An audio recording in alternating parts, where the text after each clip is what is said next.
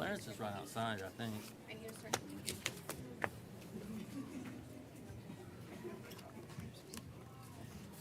None of these are the school, so I'll type them in and give them to you real quick.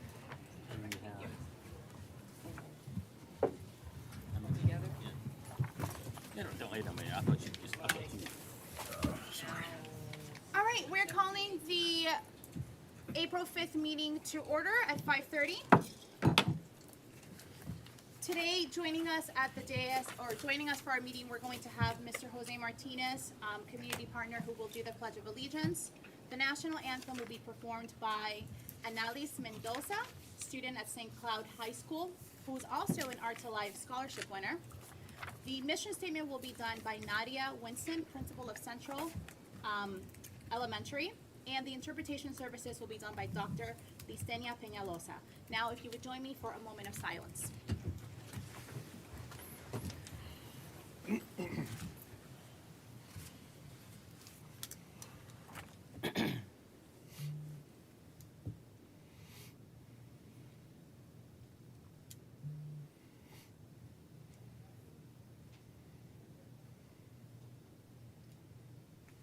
Thank you, Mr. Martinez. Will you please look at the flag with me? Face the flag. Pledge allegiance To the flag of the United States of America and to the republic for which it stands, one nation, under God, indivisible, with liberty and justice for all.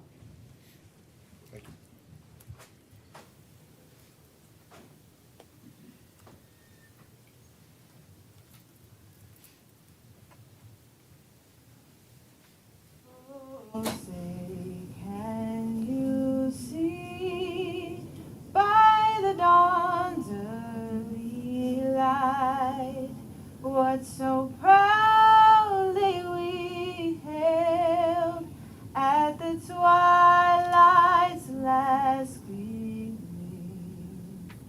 whose broad stripes and bright stars through the perilous fight o'er the ramparts we watched were so gallantly streaming,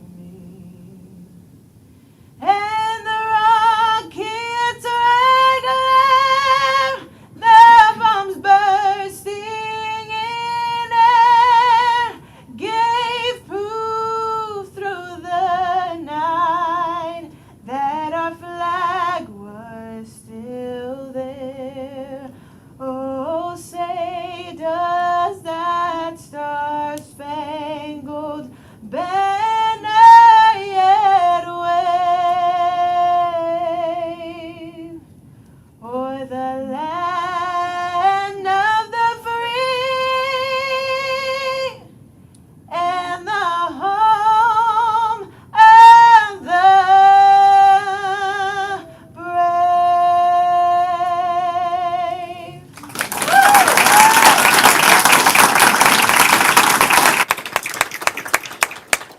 You may be seated.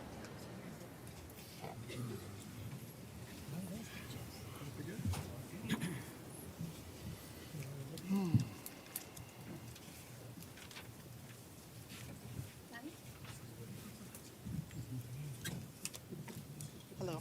Inspiring all learners to reach their highest potential as responsible, productive citizens. Thank you.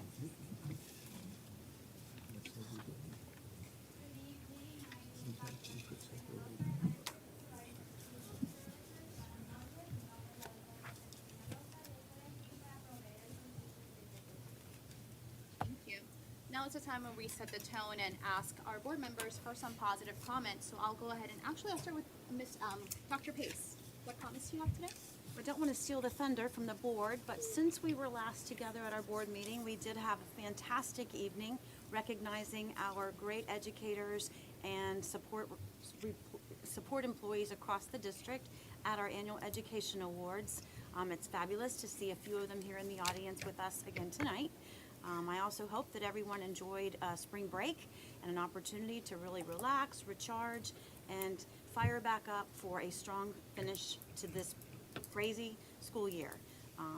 We now start testing this week and then move right on, and the next thing you know will be at graduations. So super excited to be here and look forward to the work that we're continuing to do moving forward. Thank you. Mr. Bass? Yeah, good afternoon. Thanks everybody for attending tonight. Also, I want to start off by thanking all of our teachers and our administrators and our support staff and everything they do for children of the Osceola County. The young lady who was singing the national anthem, I was really blessed to see her amongst many others at the Arts Alive. And they was there with Dr. Evans and Mr. Flowers, and we have a lot of talented kids in this county, and hats off to every single one of them. And I want to contribute. My wife and I are going to contribute to the scholarship fund too. We had, since we last met, Harmony High School had their sporting clay shoot. It's one of the big fundraisers every year. They earmark about $6,000 for scholarships, but the sporting clay shoot went so well, they're going to add another $4,000. So they're going to give 10 $1,000 scholarships away this year. I was really proud of that. I want to thank Sheriff Lopez and some of his deputies. They provided the steaks, grilled for us. It was a really, really great turnout. Let me think, who else? Oh, Topeka High School, there's coming up. They're going to have their golf tournament coming up. So anyone who's interested, reach out to me for a team or a sponsorship. And thank you to the maintenance department. Harmony High School wanted me to thank you for coming through and fixing their baseball scoreboard so they'll have it through the season. And that's all I have for right now. Thank you. Thank you. Mr. Thacker, I know you said thank you. Mr. John? Yeah, I'd like to thank all the people who show up to these meetings. This is wonderful to see this many people involved in the process. It may not always be for positive reasons, but the fact that you're here makes it a positive situation. So thank you all very much for being here. Apparently an award ceremony is not enough to call your desire to have a livable wage. So thank you for coming, and thank you to the teachers out there struggling every day to make this education thing happening. And thank you to the parents, and that's all. Thank you. Thank you, Mr. Arguello.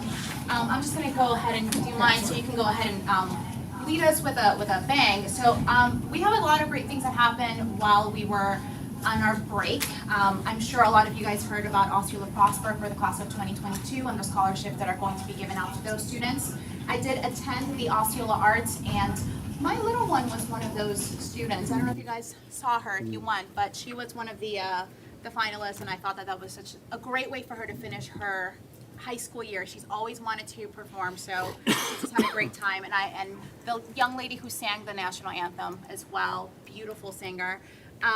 Also, I just wanted to call out one of our business partners, Fun Spot, for sponsoring a field trip for our Celebration K-8 students, where they build their own roller coasters. Talk about bringing the classroom outside of the school. I thought that was really impactful, and the kids had a great time. So thank you so much for that, Fun Spot. And we'll go ahead and end with Mr. Melendez, who has some presentations.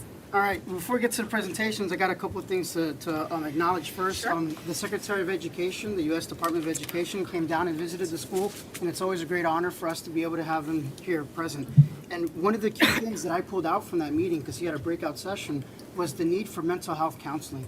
You know, a lot of teachers are not only asked to educate our students, but to deal with the social, emotional well-being of our kids. And I tell you what, hats out to the teachers that are taking on that role. That wasn't a part of the job description, and that's something that we're looking at in the future that they spoke about, was restructuring the school. What does the school look like? You know, there needs to be a certain number of not just career counselors, but mental health counselors that are licensed that can be able to deal with some of those issues. So I just wanted to mention that and thank the Secretary for choosing Osceola County to come down. Also, last meeting, we were talking about all the state and national competitions and how we needed so much money. Disney World stepped up big and gave us $25,000 for the students at Oxford to be able to attend their event in New York. We had the city of St. Cloud step up. They donated $5,000 to St. Cloud Robotics team, and there were numerous other donations. I'd be here all day, but I just wanted to, it's nice to be heard, you know, because at the end of the day, these students they want to do good. They're not great fundraisers. They kind of depend on us adults to go out there and help them, be able to make their dreams become a reality. So we do appreciate that. So before we hit one of our sponsors, I do want to have Nadia Winston and in Central Avenue. If you want to step up here real quick. Is the student here? Ms. Bartlett? Come on up. Come on, student. Come on up. All right. Excellent. So come on up here to the front. Okay.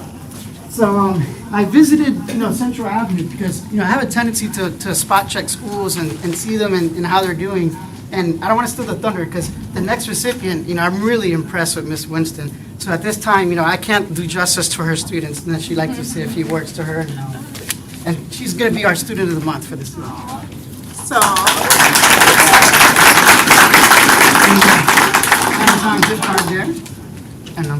so Mr. Melendez visited our school. He even taught a couple of lessons. I'll tell you guys about that next time. Very great. But he was able to have us to think about a student that we thought really represented what we were all talking about as far as Student of the Month. And Taya did a presentation for one of our parent nights, and it was her own creation. She read a poem, and it was a part of an activity for her class, but it was just so impactful.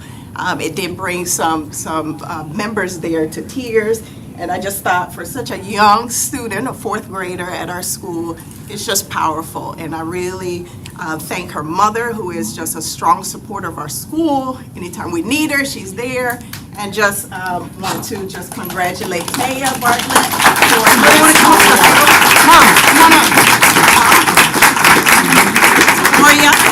Yeah, come on in. The family took the time to come here.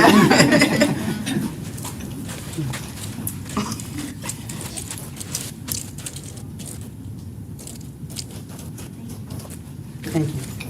Ms. Winston, you ain't going nowhere. Because the next one is from you, too. I tell you what, I've been on the SRO task force, and there's a lot of talk about the community, coming together. Because, you can't have responsible citizens without contribution from different members of society. And one thing that really stood out when I walked onto your campus, because I like to say hi to folks and things like that, I kept saying hi. I said, who's a staff member? He goes, oh, that's grandma whatever. I'm like, what? So I go to the break room, that's grandma whatever. There's grandmas all over the campus here. And I'm like, holy moly. That needs to be something that's huge, because even when I was campaigning, I told folks, in my district especially, we have a lot of parents that have one job, two jobs. The grandparents still live here, and they're taking on that parental role. They're the ones that are making sure that the kids are, are fed, that go to school on time. And I really think that later on with the board's approval, that maybe we can even talk about maybe doing like a Grandmother's Day, resolution in the future, and really just promoting folks to come out and volunteer and sign up.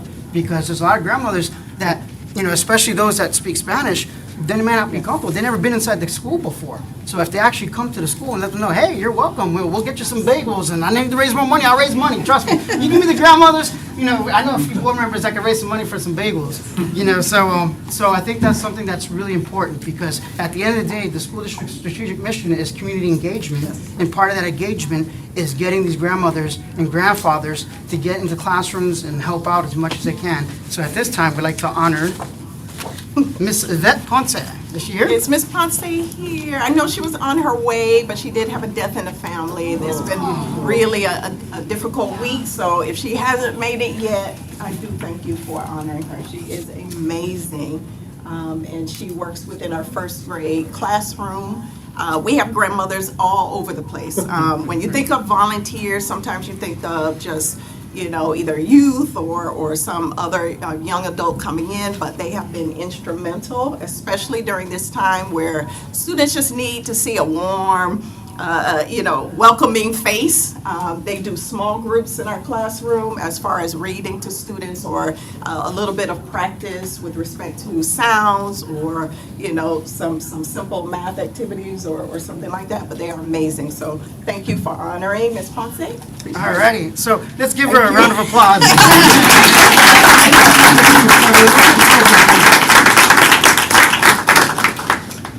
Now, the only issue is in the military, now you're going to get voluntold. Because now you're gonna be the template. We're gonna get grandmothers in all the other school districts, I know the other schools that you got. Don't blame me. So we're not doing that. Thank you, thank you. Will the folks at Elite Metro come over?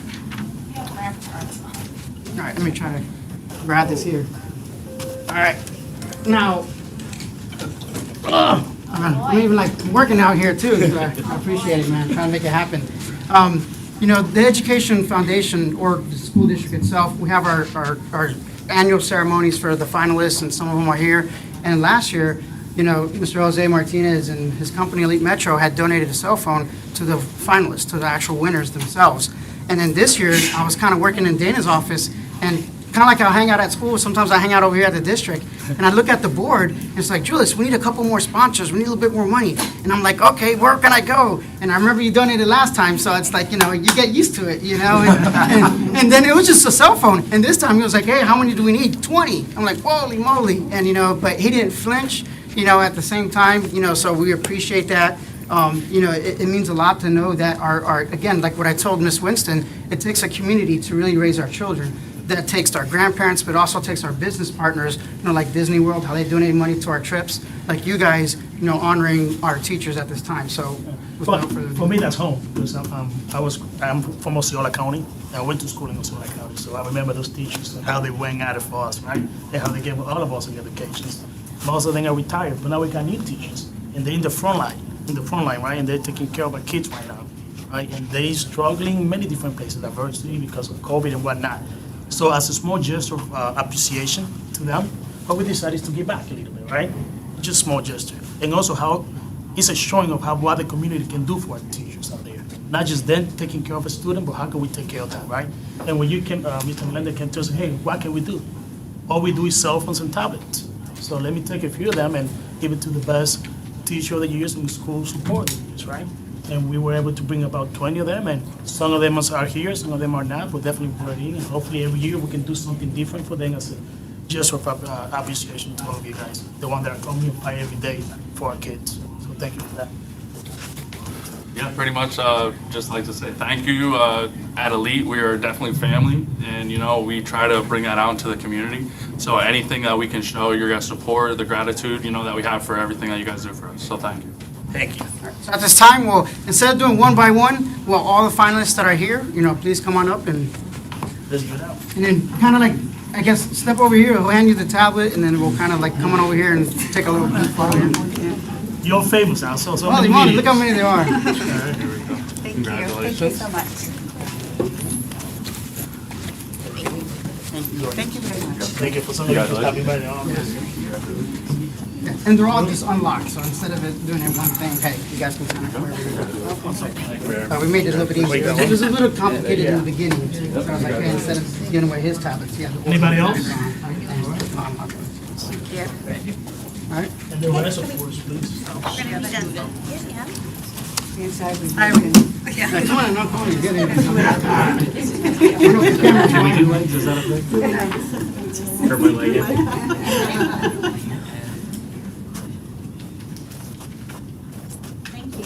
Again, I want to say thank you, all of you, and hopefully to see the same faces next year. Right? Anyways, thank you.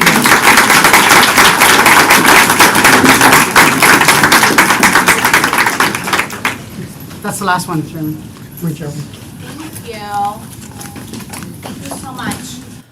So the next thing that we are going to go over is our fine arts moment. And I know Mr. Burns, you have a special message. Are you here, Mr. Burns? Right there.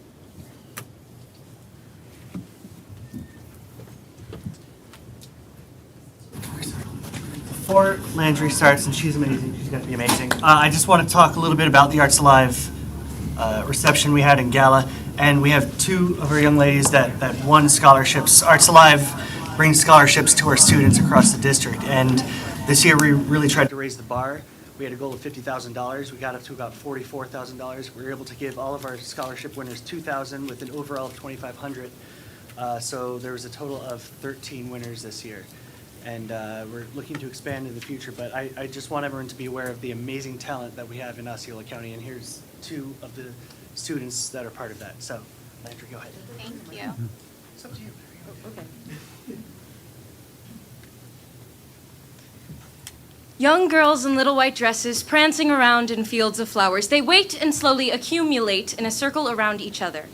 Round and round in that circle they go, stumbling and turning and following and worrying they will fall down with the others. Now, of course they do, as the story goes, but then they get up and up and up and up, over and over again. The same little girls, now a bit older, wandering and wishing for a better future, working long hours, taking sleepy showers, perpetually staying afraid and underpaid, throwing money away on things they cannot afford, like tickets to the movies and unused clothes. But when they fall down, they manage to be okay. So then they get up and up and up and up, over and over again.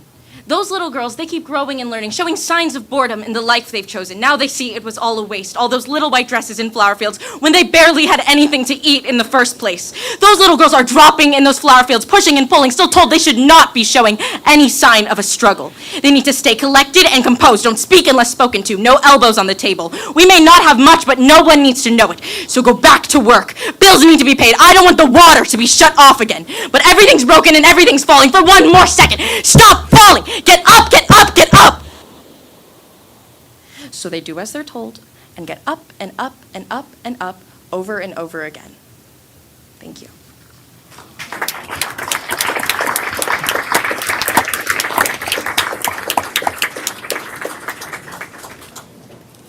It's really wonderful to see these students I've known Landry since she was 3 years old. So that really, it really hits. So Dr. Pace, you have your superintendent update. I do, just a few short updates for the board and for the community.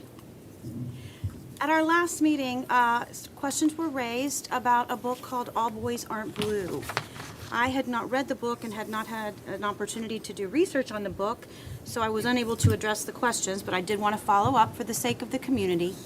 In speaking with Michelle Jarrett, our media supervisor, this book has not been in our middle school libraries. We do have print titles available of the book at Osceola High School and Harmony High School. It's been checked out once at Osceola High School and never checked out at Harmony. There's also an ebook title available at Tohopekaliga. 2 checkouts, one to the library supervisor and one to a teacher. And there's an audiobook title available at Gateway High School with 0 checkouts.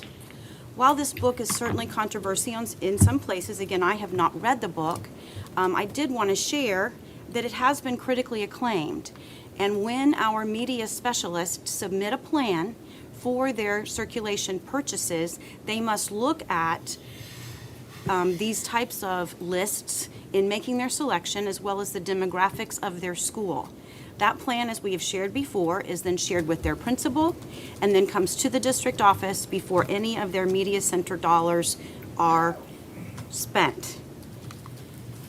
Again, in the event that a person is having issues or wishes to challenge a book, we have 2 methods available. Both are explained on our website. One is the actual book protest process, which is in board policy. And the other piece is a more simple and straightforward addition to our website where someone can submit a request for a curriculum review committee review. The Curriculum Review Committee did not meet this month. That was their choice. They didn't have anything for the agenda. But at their next meeting in April, they will have a representative there from Bezos Academy as we committed to share a little bit more about the curriculum planned for our Montessori preschool program in the spring. I also wanted to share that, as you know, Governor DeSantis has signed House Bill 1467 legislation, which provides guidelines for how collection developments are done across the state for consistency and quality of materials, both in the classroom for curriculum as well as then available in media centers in schools. And I wanted to share with you that Michelle Jarrett, our media supervisor, is president of FAME this year, the Florida Association of Media Educators. And during that legislative process, she was engaged by Adam Brink, who's a Poinciana High School graduate, by the way, who is also counsel for the House in how we submit our media selection plans. And many of those best practices were adopted in the language of the legislation. So that moving forward, every school in the state will have to have a collection development plan. All books purchased by a certified school library media specialist. There are some districts that don't have school librarians in every single media specialist, in every media center. We do. Procedures must be put into place and posted on the website for the public to bring forth concerns regarding school library materials, which we already have in place.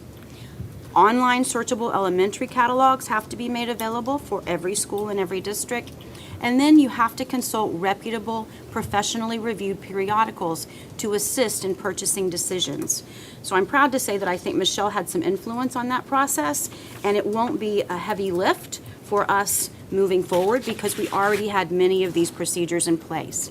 I will also share again that as of right now, no book challenges have yet been submitted for this school year or in the last 6 years.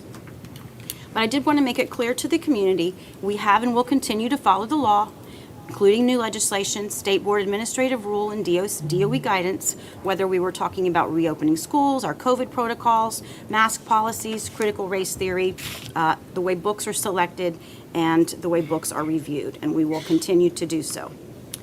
Also did want to share some positive news. I hope that didn't go forward too soon. This little clicker is a little heavy today. As I mentioned earlier, state testing started today, and our very talented educators and students and community relations team put together a motivational video to share with our students for a little bit of motivation. Smooth test taker, great grade maker. Show my knowledge, logging into the map like that. Shining star reacher, yeah, owe it all to my teacher. Level 5 summer, yeah, I'm meeting my goal like that. Break it down. You win the law to test, I'm gonna show you what I know. Reading, math, and science, summer. Take the test like don't take clues and play value. I like my score, let me say what I do. Know that I got the ring, let me show you I know, baby. Right click to the beat, get it, we don't go. Smooth test taker, making my growth go greater. So tell my teacher, check my growth profile. And WEA, helping me expand my brain. Reading each question, working confidently like that. Break it down. When the law is to test, I'm gonna show you what I know. Reading, math, and science, take the test like don't take clues and face value. I like my score, let me say what I do. I know that I got the ring, let me show you I know, baby. Side swap, right click to the beat, get it, we don't go. Get it, we don't go. Get it, we don't go.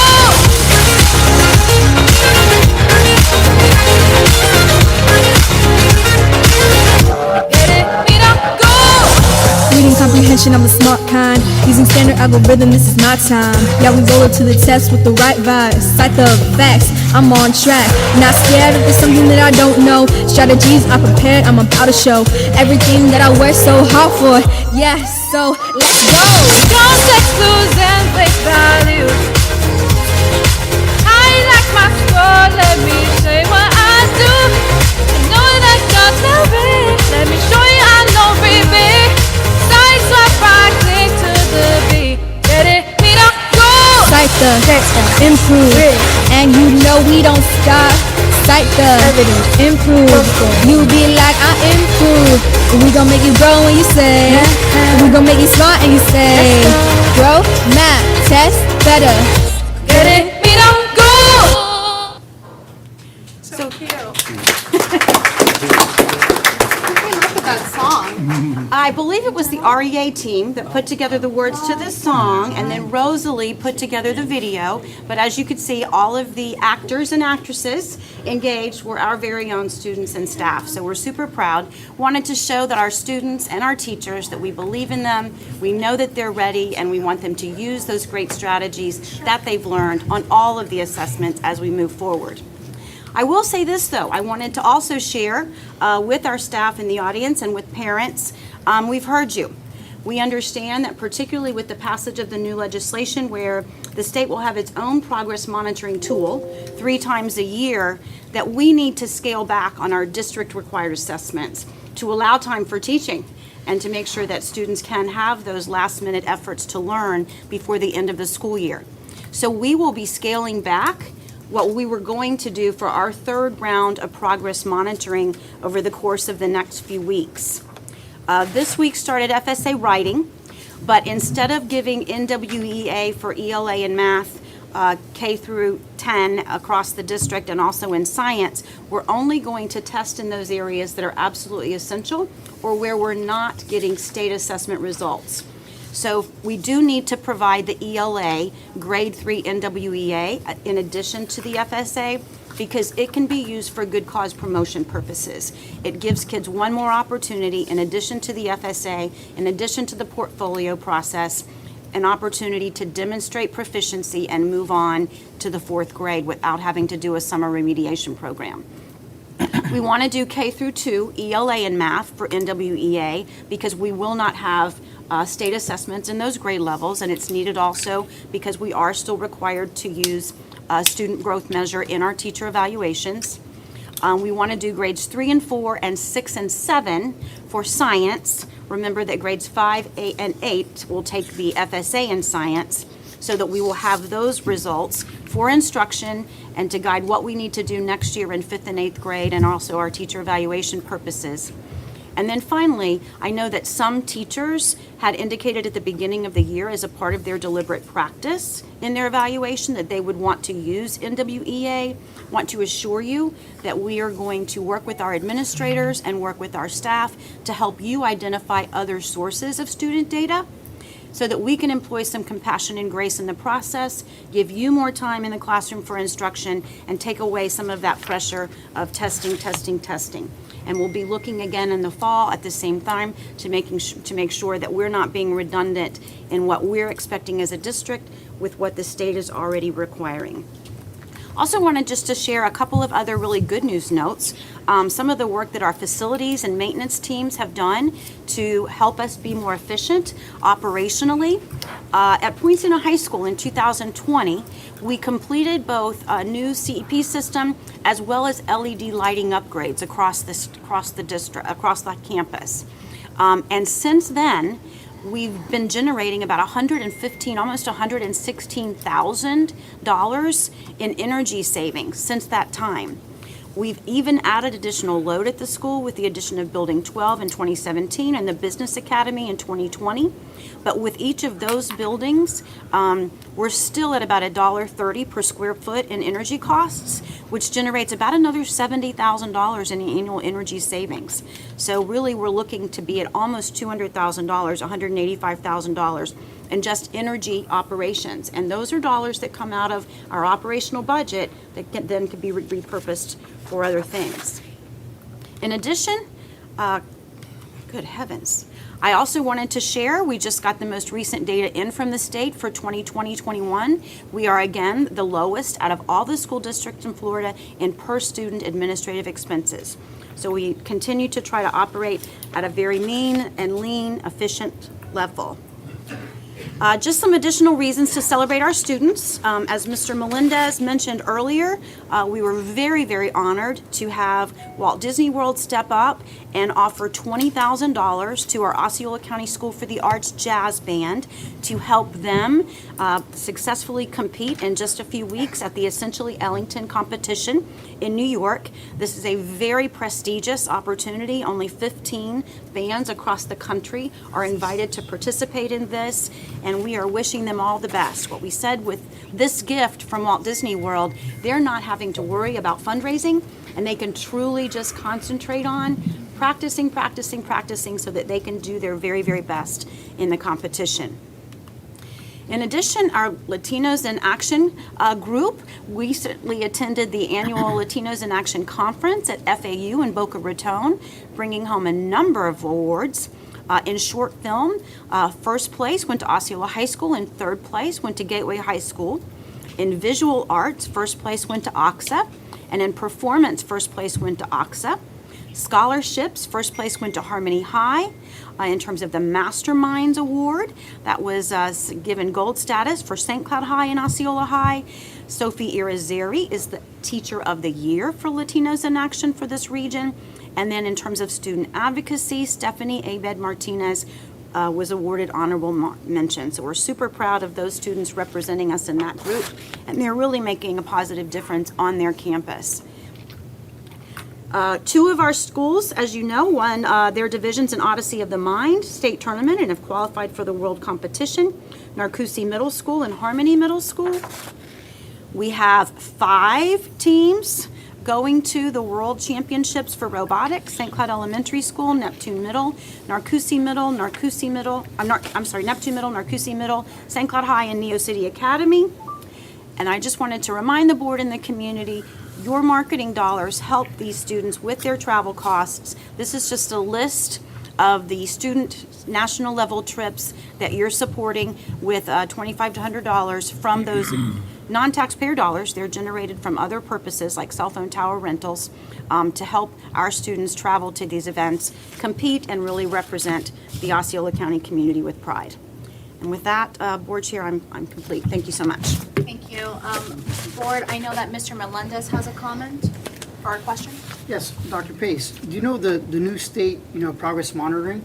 Is that going to be for every single grade level, or is it going to be similar to the FSA, the same grade levels that are tested for them? Very similar to the FSA in terms of the grade levels that are assessed. And so what we are looking at is filling in the gaps with NWEA now that we know that we have reliable data from that process. Thank you. Thank you. Mr. Aguayo?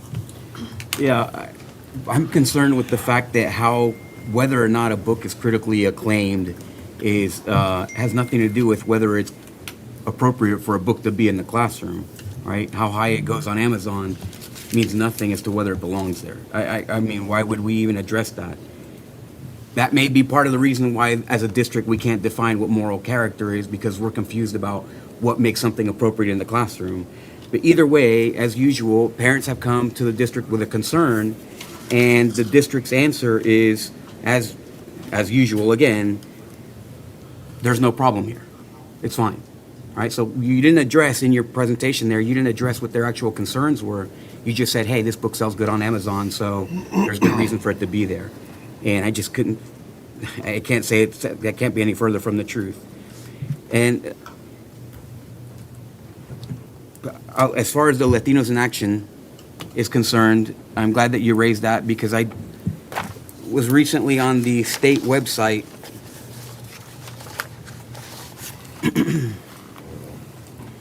and it shows that our scores for Hispanics are atrocious in achievement in math, right? Compared to the state, we're 6 points behind the state average, and Hispanics have a larger spread here in Osceola than they do across the entire state. And we have more Hispanics, obviously, in this county than most other counties. So Hispanics are at 34% in Osceola. They're 43% across the state. And we're 55% for white students, according to the state, and 61 at the state. That's our gap comparison for math. For ELA, it's 63% at the state, 60% in Osceola. For Hispanics, it's 48% at the state, 40% in Osceola. In science achievement, it's 65% at the state, 63% here in Osceola for whites, 46% for Hispanics, 41% for Hispanics in Osceola. So these gaps seem to be pretty large, and so I don't want us to be giving the community the impression that we're serving the Hispanic community in terms of education very well, because that's not what the state is saying. That's all I have. Thank you.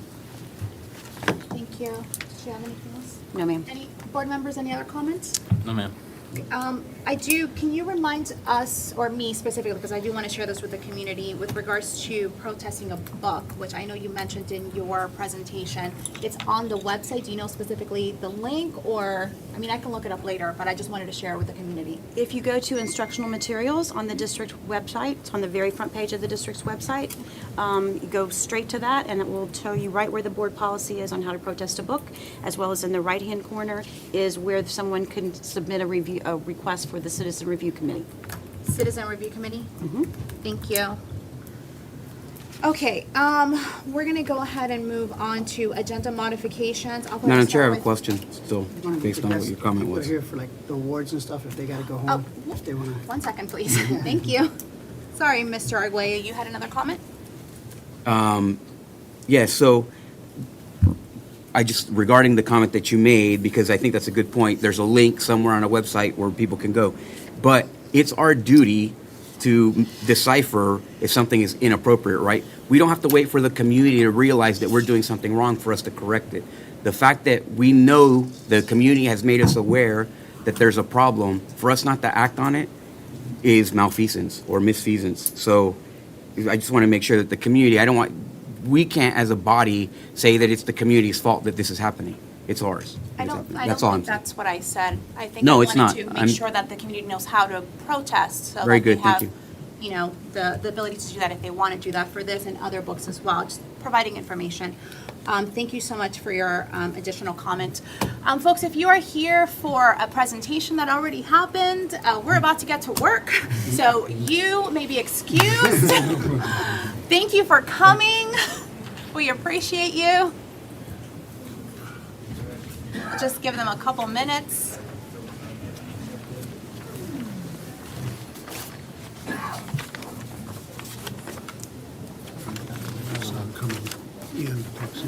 Yeah, I'll give them a little while longer. All right. All right, thank you so much, team, for allowing me to do that. Let's go ahead and move on to agenda modifications. Dr. Pace, do you have any agenda modifications? No, ma'am. Mr. Bass? No, ma'am. Mr. Thacker? None. Mr. Melendez? Yes, 10:05, Is that yes. 10.5? Yes, yes, I think it's on consent, yeah. Yep. Sometimes I consent. look at the. That's okay. Yes, to remove the item for discussion. 10:11, 10:19. And then I just have, I guess 2 of them can be board member comments. And then 1 new business item I would like to discuss, a potential workshop for bullying. Can we add that under your comments? Because we can have consensus during that time. Is that okay? Yes. And may I ask one additional question about the items you are pulling? Are these to make comments or discussion that may result in you voting for or against? Yeah, it could, well, one of them is discussion on 1019. Voting against is 1011 still, that's kind of on the fence. Okay. Then a 1005 is more like a question for like, what does the district want to do? Okay, we'll keep it as is. So just to confirm, we are pulling from the consent agenda 10.5, 10.11, 1019, nothing in regular, is that correct? That is correct. Okay, thank you so much. Mr. Arguello? Yes, I'd like to pull 8.01 and 8.02 for comment, 10.19 and 10.20 from consent.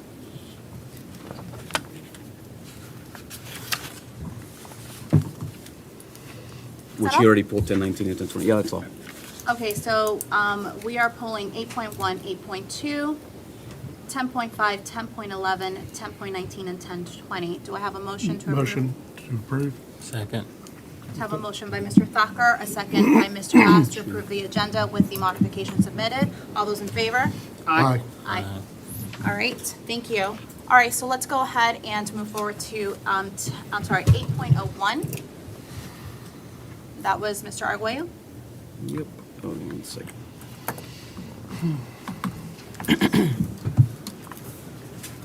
So I'm going to make my comments for both here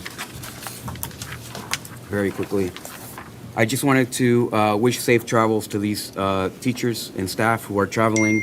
I wanted to say good luck and Godspeed to the kids of Narcoossee, Neptune, St. Cloud, Celebration High School, and Parkway Middle School as they journey on for a robotics competition, the Odyssey, the junior ROTC students, and the TSA students. And by the way, I just wanted to make a comment about Osceola High School ROTC. I forgot to do it in my positive comments. I went to a parent-teacher conference at Osceola High School, and as I was walking through, if you've ever been on a military base, when the flag comes up or down from the flagpole, everyone stops and you stand at attention until the flag. It doesn't matter. Even military kids do this. And so I got caught in the middle of the campus there while they were bringing down the flag, and just out of habit, I stopped and stood at attention while they were bringing it down. But it was really awesome how the kids were doing it. It was very, they were just doing it in a very honorable way, and they were really fantastic. And so there was no teachers around while they were doing it. It was just our kids doing the best that they, doing their best. So I just wanted to give a shout out, recognition to those kids. And that's all. With that, I'll motion to approve 8.01 and 8.02. Can we do them together? No, let's do 8.01 first, so I have a motion to approve. Second by Mr. Thacker, all those in favor? Aye. Opposed, like sign, motion passes 5-0. 8.02, do I have a motion? Second. I got it, it's fine. It was Thacker. I'll Mr. just Move to Thacker. approve 802. Just pick one of us. Mr. Thacker was first, Mr. Bass second. All those in favor? Aye. 5-0. I know we have 10.05, but I just want to make an announcement. Team, I forgot to say this earlier. If your phone is not on silent, I would ask you please to turn it off or put it in silent. Thank you so much. And that was my fault. I should have said it earlier. We forget sometimes. Thank you. All right, 10.05, that was Mr. Melendez. Yes, Madam Chair. 1005 is screen printing. I had spoken with the superintendent about that earlier, but I do know that we have like a program at Liberty High School, and I believe Point Siena.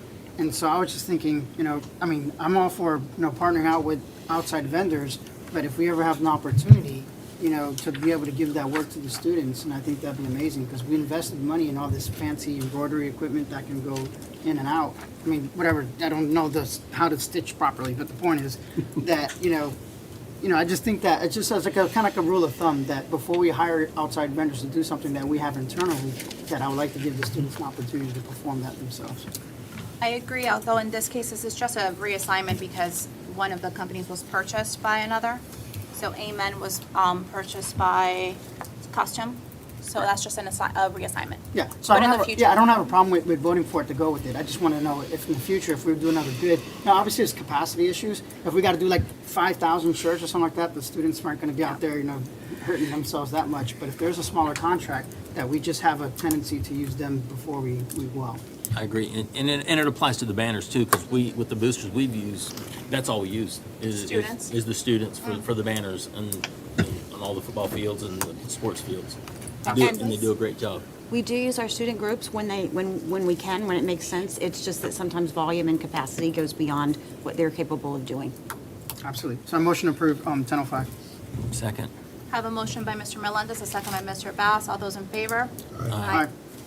Motion passes 5-0. 10.11. Yes, this was the issue with property insurance. I believe Lauren and a representative from the insurance company are here. I had a couple questions with your permission, Madam Chair, if they're allowed to approach the podium. Of course. Within looking at the property insurance policy itself, we all know the premiums are gone up, just like the housing.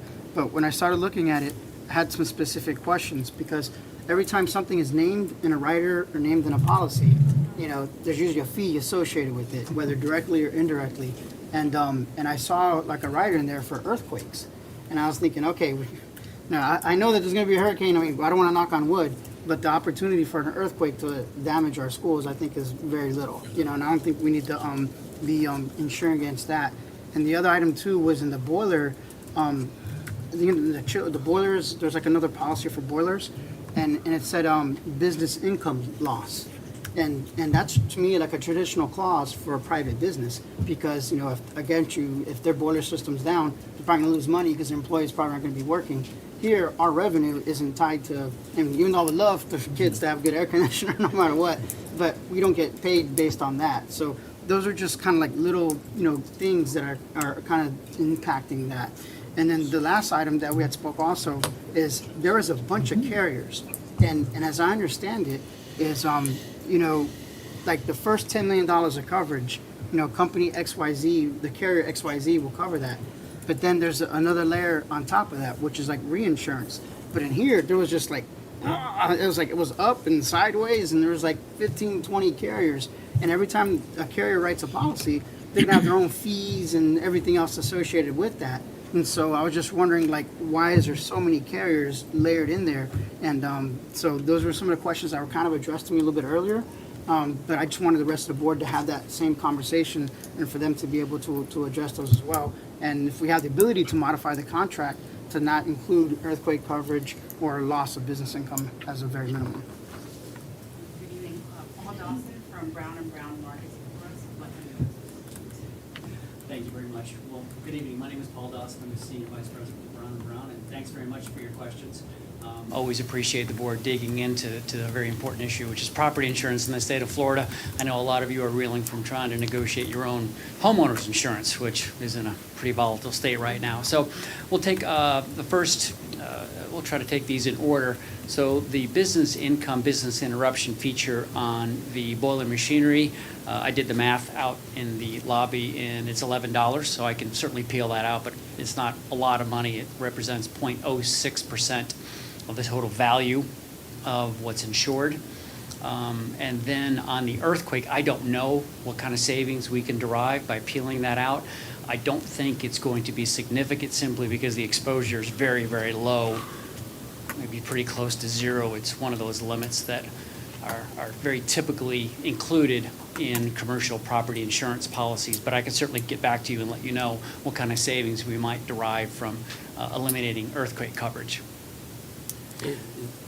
There's no connection between earthquake and sinkhole. I mean, is there? Correct, they are separate. They are completely. In the state of separate, Florida, that's it's what I thought. mandatory to include sinkhole coverage. Gotcha, okay. Yeah. Gotcha.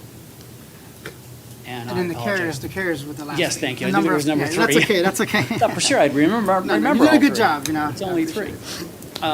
So because the capacity to write commercial property insurance in the state of Florida is diminishing because of 4 years of record losses and carriers becoming more particular about the risks that they insure and how much they actually insure, the limits that they provide, we're having to utilize more carriers to provide the same limit of insurance. For the school board, it's a $75 million limit. Now, just a little bit of background on me. 27 years I've been in the public entity insurance business, and we insure a whole bunch of other school districts. And actually, we insure the state of Florida, so we're in the property marketplace in a very large and significant way. And it's a trend I'm seeing all over the place that we have to utilize more carriers in order to be able to fill out the whole, in this case, $75 million of insurance. Now, I also looked up the quotes in the lobby, and we are being charged $254 for each policy, and it's 14 different carriers. So yeah, that cost has gone up for us versus last year, probably by $1,000 maybe, if it's an extra 4. Last year was 10 carriers, this year it's 14 carriers, but it's the state of the marketplace. I wish I could use one carrier, honestly, for the whole risk. It's just not commercially viable anymore, simply because of where the marketplace is heading. And if we can, later on, if we could just do like, I mean, I'm willing to go ahead and motion to approve, but without the business income, even if it saves us $5, it's $5 more than what we need to be spending. And I want to be very cautious of every taxpayer dollar. That includes the earthquake thing, and the earthquake rider. But as far as the amount of carriers, because this is just a one-year policy, we're going to have this again in the future, that maybe we can get like an analysis from other school districts, their property insurance, and getting an idea of the average number of carriers that they have, so I can compare like apples with apples as well. So if that's the trend, there's 20 carriers for this amount of insurance, then that's what it is. But I want to have confidence knowing that, that we're not being overly charged, you know what I mean, or that we're within the norm of the industry. Agreed, and one of the things we look at is we do a lot of benchmarking, and I think in your packet there's a benchmark. And I pull as many renewals as I can from other school districts to compare. Now, I don't have any yet from 22-23 fiscal year, simply because I'm done earlier than, like Brevard as an example. I don't know where their renewal is just yet, but we really focus on the rates, like how much are you paying rate-wise for every $100 of value? And I think if you look at that, we're well below the average. So my focus is really necessarily on how many carriers, but the total cost. So if I can find a carrier that can save me $5,000, but they charge me $250, that's a trade-off I'm willing to Or maybe to you can make. include that in the chart. So Yeah. with that being said, I don't want to take up too much of your time, but I'm willing to motion to approve 1011 with the without including the coverage of the the business income loss coverage, and without the earthquake coverage. Yeah, and we can bring that item back to you and let you know what the final number is. 1 second. Mr. Kaufman, you do have a comment about this? I have some questions, if I could. Business income, what do you define that as? Business income can be one of two different things. Sometimes it includes extra expense for trying to continue operations, overtime, bringing parts in. I think in this case, it's just purely the loss of any income you might derive. So what's our deductible? We bring in income, like people buy lunches, things like that. What is our deductible on that? It's $10,000 this year per occurrence. We raised the deductible, save about $4,000, I think, if I'm correct. So, Yeah. other than finance, it's unlikely anybody could take 10 grand from us at any one time. Unless, I mean, we don't collect 10 grand in a day from a lunch. Yeah, I don't know. So, we just wanted to make sure. Yeah, that we're not hurting ourselves, that we're assuming that risk. Yeah. Right. And I can assume the risk. I mean, I feel comfortable with assuming the risk of business income loss. I don't disagree. It's a very small exposure, which is why the limit was so, it's 0.06% of the total limit. Right. Yeah, but I agree with you too. I mean, $11 is $11. And we try to get every penny we can and squeeze as much blood out of that turnip for you guys every year. Right. I mean, I'm just one vote, so I did the motion, so whatever the rest of the board. Not yet. I have a motion by Mr. Melendez, a second by Mr. Thacker to approve item 10.11. All those in favor? Aye. Oh, with the exclusion of. Yeah, he modified the With contract. the modification, With the modification. Yeah, that was your motion. was it? I just want to make sure that Are you it was with correct? the Are modification. you happy with that? Can you keep the budget on the screen? The budget, this is an agenda item that's, The agenda items, I can't see which one you're talking about. it's added to the agenda. But it's not shown here, we can't follow what you guys are talking about without seeing that here. You just won't see the agenda item. Oh, because you don't see 10, you see 11, 10. 11.0, Yeah, 11 scroll point, I mean, sorry, 10.11, whoever's doing that. 10.01 here. Okay, There we go. perfect. Okay, so we have a motion and a second. All those in favor? Aye. Aye. Opposed? Motion passes 5-0. Thank you. Thank you Thank for you. being prepared. And item 10.19, Mr. Melendez? I know Mr. Margoyle had the same issue. Do you want to bring it up, or, okay? So we may not end up speaking about the same thing. In 1019, there was a budget amendment. I got some answers earlier with staff. I just wanted to share it with everybody else. This is where the food service, the estimated revenue had decreased by almost $3 million. And so we had to decrease our appropriations by $3.2 million. So, I wanted to ask, like, what kind of impact did that have? Because earlier in the year, we had to, US Foods or Cisco, I always get the food distributor confused. They no longer distribute food to each school. They had to dump it here, and if you look over there, we have this temporary, looks like a military, housing complex out there. And so the point was, we had to spend more money than we had originally in the budget to do what we're doing out there. And so I saw $3 million extra, and I saw a $3 million decrease. So I was just kind of confused, like, what else got hurt and what got pinched. And so Mr. Shater had given me half the equation, and I was, and he, just correct me if I'm wrong, Mr. Shater, that we had some kitchen renovations planned for the future, and so they're gonna, hold off some of those kitchen renovations to deal with the stuff that kind of occurred here. And if they want to explain why the revenue decreased by $3 million, I'm not gonna do that justice. I'd rather have staff say. I think it's the kids weren't ordering the same number of food as before. I guess after the pandemic, they didn't like the food, and they're like, I'm not gonna eat, or they weren't here, or I don't know. Participation, right, participation in the food service program did decline. Remember that 50% of our students were learning at home the first half of the year last year, and even by second semester, we were at 75% full capacity.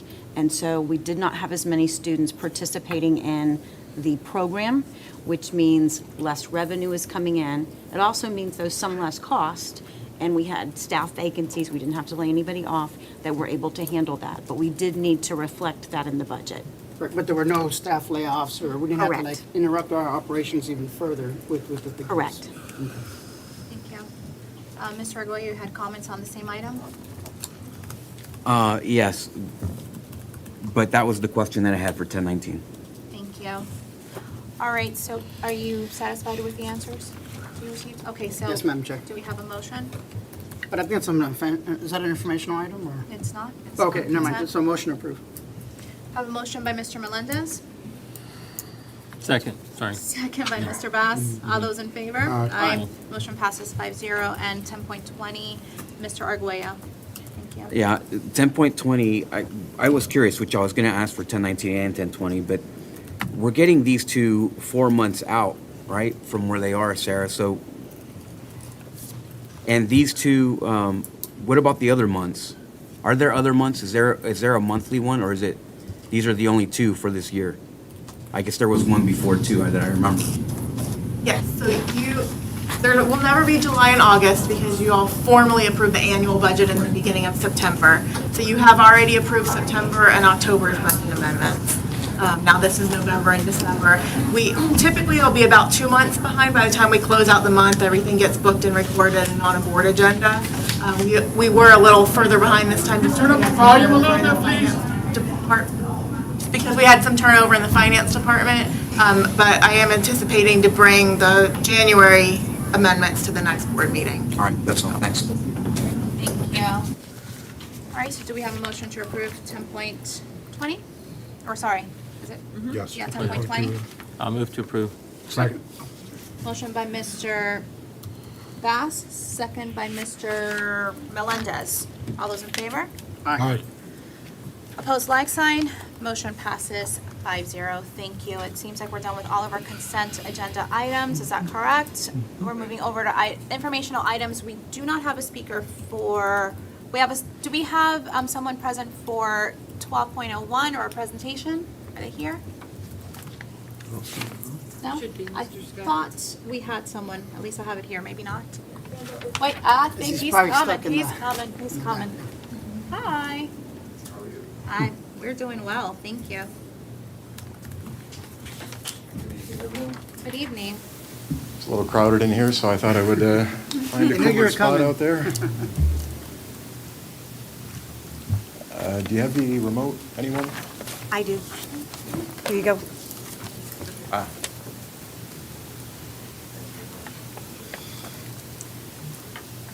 Good evening, everyone. I'm Scott Sweeten with PFM Asset Management. I know you have a pretty busy agenda, so I'll go through the board report for the fourth quarter relatively quickly.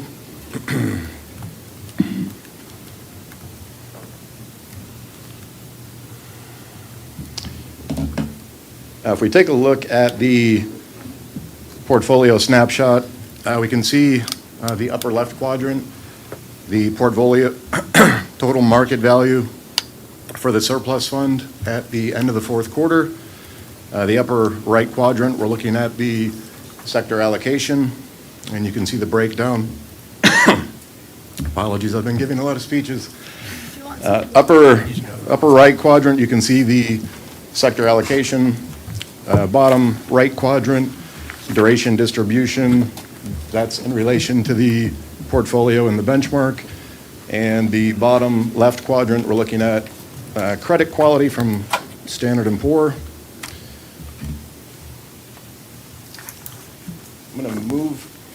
I'm going to come back to the return portfolio, but if we take a look at the total earnings for the portfolio over the last 10 years, you can see that the accrual-based earnings are a little bit over 15 million, so pretty significant over certainly the last 10 years where we've had a great deal of volatility. A lot of these market themes are still very current. COVID, we're still dealing with that. Current 7-day moving average for new cases is right around 25,000. So again, we are starting to see consistent decline from week to week. The U.S. economy, I'll touch on inflationary numbers, the improvement in the labor markets, and certainly what the Federal Reserve is currently doing and what they're looking at going forward. And finally, I'll touch on the Treasury yield curve, which from the third quarter to the fourth quarter through the end of the first quarter of this year, it has dramatically changed. This will give you an idea what we're looking at for inflationary pressure. This was as of December 31st. The consumer price index, that was at 6.8% at that time. And pretty much for the last year or so, if you're comparing these to the previous year, you're looking at record highs of basically the last 30 to 40 years. But at the end of the fourth quarter, it came in at 6.8%. In February, it actually came in at 7.9%. Again, that's the highest year-over-year increase in the last 30 years. If you look at the producer price index in February, that was at 10%. That's the largest year-over-year increase since 2010. And the core personal consumption expenditure number, which is the main variable that the Federal Reserve monitors for inflationary pressure, that was at 5.4%. Historically, the Fed has tried to maintain that level below 2%. Obviously, we're significantly above that level. Now, taking a look at the labor market, again, this was the end of 2021. If we take a look, you can see unemployment rate pre-pandemic, 3.6%. That was February of 2020. And the current rate, which that was actually December, 3.9%. The March numbers that came in significantly improved, 3.6% for unemployment. The labor force participation rate in March was 62.4. And continuing, well, initial jobless claims, we actually added another 431,000 jobs. So the Fed is feeling very confident in the labor market. So certainly their focus is almost solely on inflationary pressure. Now, this is a Fed dot plot, which all the members of the Federal Reserve would put their projections on this chart as to when they anticipate rate hikes. This is certainly outdated. Prior to the end of the third quarter, we were only pricing in one rate hike. Now we're actually pricing in 6 to 7. That could potentially elevate 1 or 2 more. And we're looking at additional hikes in 2023. We've already had a rate hike so far this year, 25 basis points. And based on comments today from one of the Fed governors who has been very dovish, she's actually turned very hawkish, which basically what that is translating to is that they're going to be very aggressive going forward. And you're probably potentially going to be looking at the next 3 rate hikes will probably be 50 basis points each. So, and this will give you an idea what happened with the Treasury curve. So at the end of 2021, the ones that are most relevant to your portfolio, the 2 and 3 year Treasury, the 2-year Treasury ended the year at 73 basis points. Just to give you an idea, that's actually at 2.48% now. So dramatic difference there. The 3-year Treasury ended the year at about 96 basis points. That's at a 2.68% yield now. So I think we're all aware as yields go up, prices come down. So for the most part in the fourth quarter, we were looking at unrealized losses in the portfolio, but if held until maturity, you will have your principal back, we'll have interest in the interim. You can take a look at the right portion of the slide. This essentially shows you there was no place to hide in fixed income in the fourth quarter. Rising yields. You can look at the 1-year Treasury, 1 to 3 year Treasury, 1 to 5 year, and 1 to 10 year, all negative across the board. So again, in fixed income, no place to hide, primarily due to the fact that we were only pricing in 1 rate hike, and then overnight it was essentially 6 to 7. We can skip that part actually. Again, just another visual on the calendar year and the fourth quarter for a 1 to 3 year Treasury indice. Just looking at the fourth quarter, you take a look at every sector in the fixed income space, U.S. Treasuries, agencies, asset-backed securities, corporates, A to AAA rated, BBB corporates. For the fourth quarter, all negative returns. Looking at the right portion of the slide, for the full calendar year, the only sector in the fixed income space that was positive were BBB corporates, which are prohibited with your investment policy.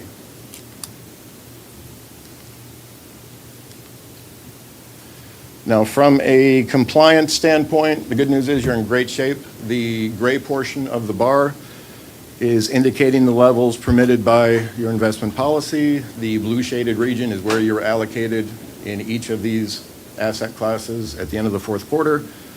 Just a quick visual takeaway, we've got a very healthy buffer between where you're allocated and the limits of your policy.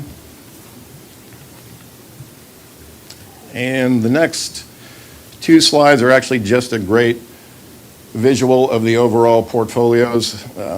As far as the sector types, the percentage that comprise the overall portfolio, and we also have all three ratings from Standard & Poor's, Moody's, and Fitch. So again, a great snapshot. We will go back to the performance slide.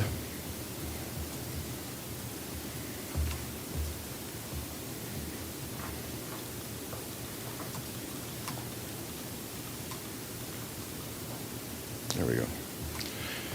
And I'll give you a comparison to the third quarter as well, just so you can see how dramatically the last 12 months have changed.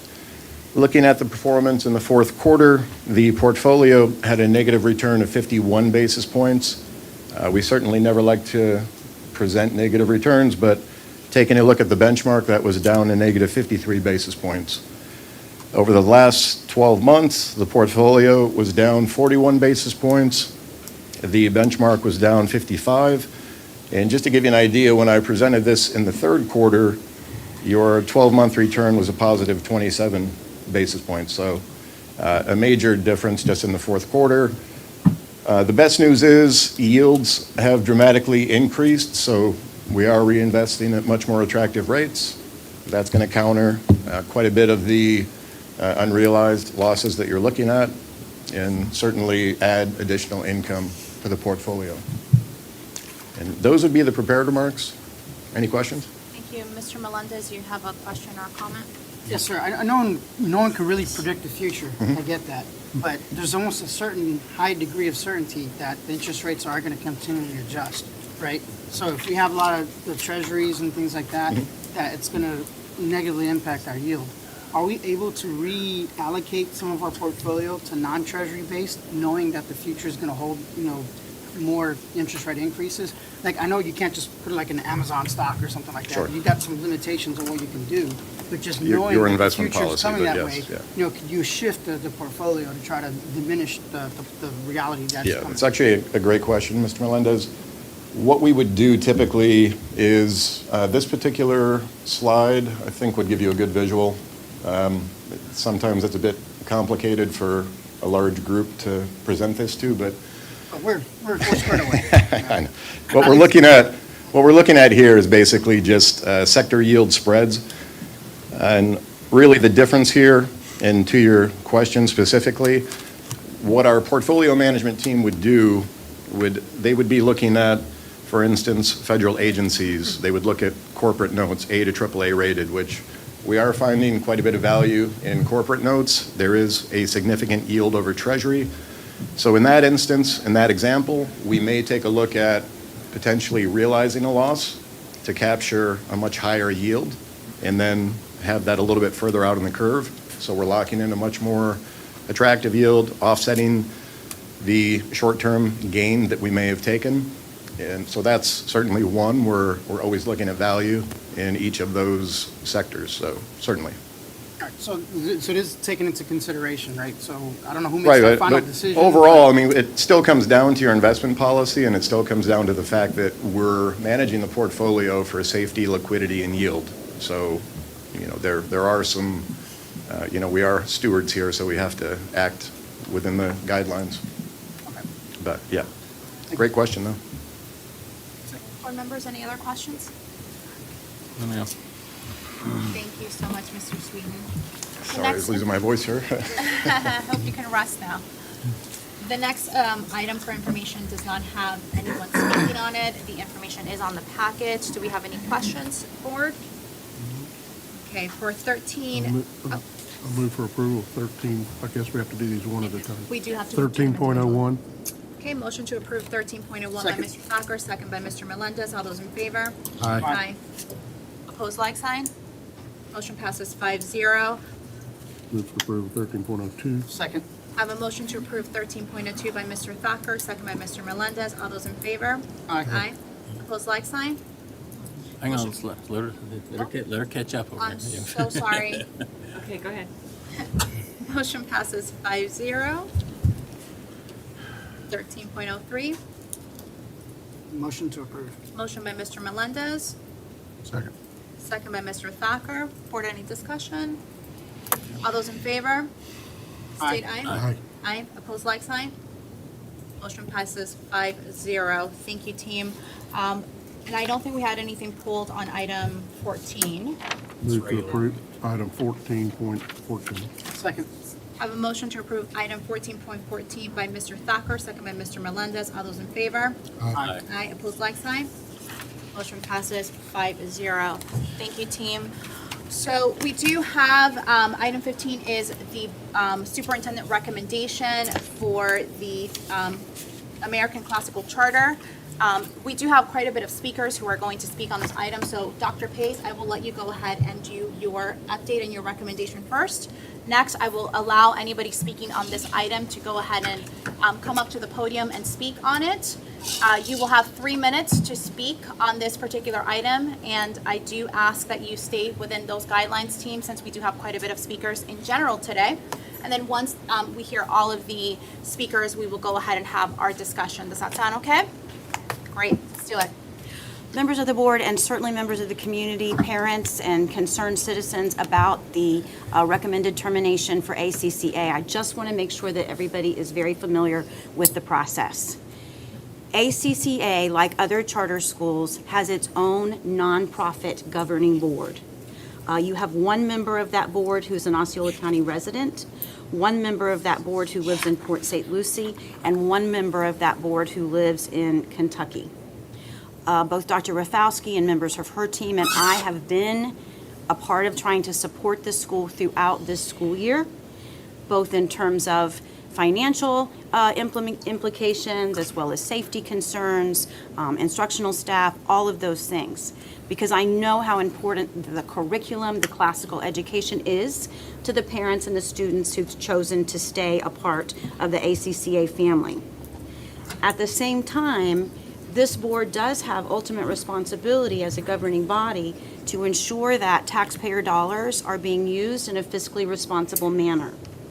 There are two conditions by which boards can make the decision to terminate a charter school contract. One is deteriorating financial conditions or a financial emergency. The second is a pattern of low academic achievement. Since ACCA has only been in existence for a couple of years, that's not our concern tonight. However, the deteriorating financial conditions are reaching a point of financial emergency, as indicated in the letter. I've also included in the packet that I provided to at the dais for each board member a couple of the most recent financial audits showing the loss of revenue, $178,000 for closing the month of December. That number was up to 108, I believe, 82, almost $183,000 at the end of January, and the pattern continues. In addition, there is copies of pending litigation against the board of ACCA for failure to pay their lease payments in a timely manner. And there is even a notice expecting them to have vacated by February. The current landlord, or the current agreement or holder of the building property, has agreed to let them remain in the building through the conclusion of the school year. However, there is an eviction process underway that would take into effect at the end of this current school year based on the fact that they have not been paying the full rent that was agreed to in previous agreements. We don't like to do a closure ever, but there's a process also that's involved. The process starts tonight with recommendation and then potential action of this board. That then starts a 90-day window for the charter board to file a request for an appeal, which we've already received. We received this afternoon. On this perhaps termination, would then go before an administrative law judge. And they have 60 days to make a decision based on this particular recommendation and evidence that the charter board would provide and also that we would provide. But it also basically gives them another window with a notice to cure of the specific things that have to get better if the school is going to continue to operate in a responsible fashion. But there's also new legislation carried by our own Representative Hawkins that ensures that parents and students and staff members have notification before a charter school closure occurs. And that again is the purpose today, to help parents to understand if they want to save their school, it requires working with the current charter board, figuring out how to remedy the financial situation over the course of this next 90 days, which ends on July the 4th. But that also then gives parents, students, and staff members an opportunity to explore what options exist if that cannot be fixed. And this board decides to move forward, or if an administrative law judge upholds the recommendation for termination. So I just wanted to make sure that that process was very, very clear. And I want the parents and students to understand. We have heard you all week, and I understand this was not a decision that I took lightly in working with Mr. Kreppenbacher, with Dr. Rafalski, in consultation with the Department of Education about what best steps to take. But I don't want to also wait until June, have an eviction go into place. There's no place for those students to go in August, and we have to take emergency action, and you haven't had time to explore options, and we haven't had time as a district to put supports in place to help parents and students and staff through that process. I will assure the board that the team is committed to helping with that process. As I shared earlier, the appeal has already been sent, or request for an appeal has already been sent to Mr. Kreppenbacher and me. So that would be the next step. And I'm certainly open to any other comments, questions that the board has. Dr. Rafalski is here. I believe that representatives from Charter 1 are also here. That's holding the current litigation. And then certainly now, Madam Chair, it's up to the board and the community to listen to public comment, and we'll move forward from there. Thank you. But I Madam appreciate the Chair. opportunity to at least explain the process. Wait, board members, remember, I want the public to speak first, so if you have your questions, I would ask that you hold them No, until Frank was, then. I was just pointing out Yes, Frank. Frank can speak, and if I can just remind team, this is an active working meeting, so if you have not turned your cell phone off or put it in silent, I would invite you to do so at this moment. Thank you, Mr. Kreppenbacher. Members of the board, let me point out just for the record, the letter regarding the proposed termination contains 4 items, one related to financial stability, one related to health, safety, and welfare of the students, one related to governance and professional staff, and one related to failure to meet terms of the contract and statutory and regulatory requirements. That said, I spoke with counsel for the school. What you would be doing tonight, you are not closing the school today or tonight. There'd be a 90-day period. They have already requested, counsel has given me a request for the hearing, so that'll go out tomorrow to DOA. The state will then have a hearing where these issues will be sorted out.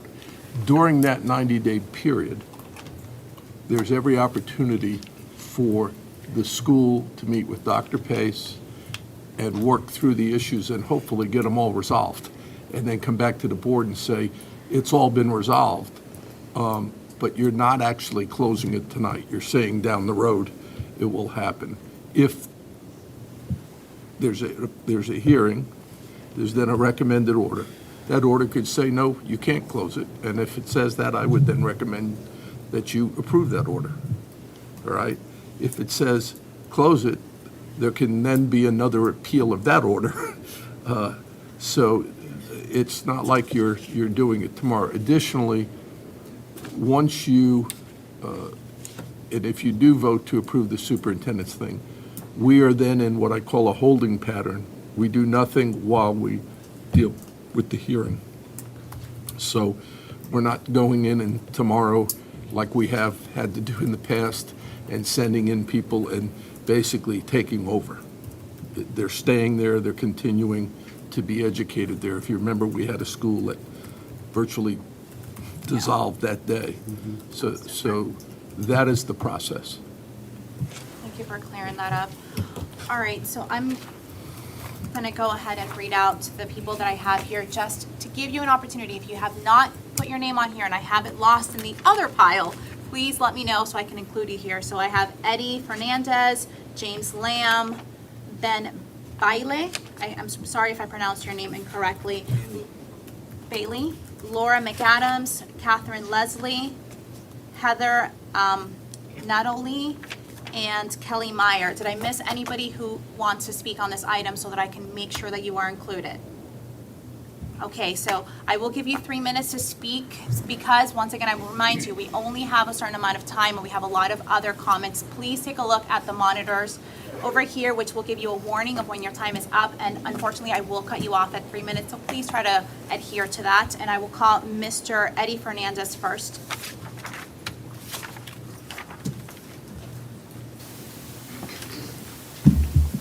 Good evening, everybody. Madam Chair, thank you for the recognition. I am the counsel that both superintendent and council have referenced. If I may, I'll deliver written or physical copies.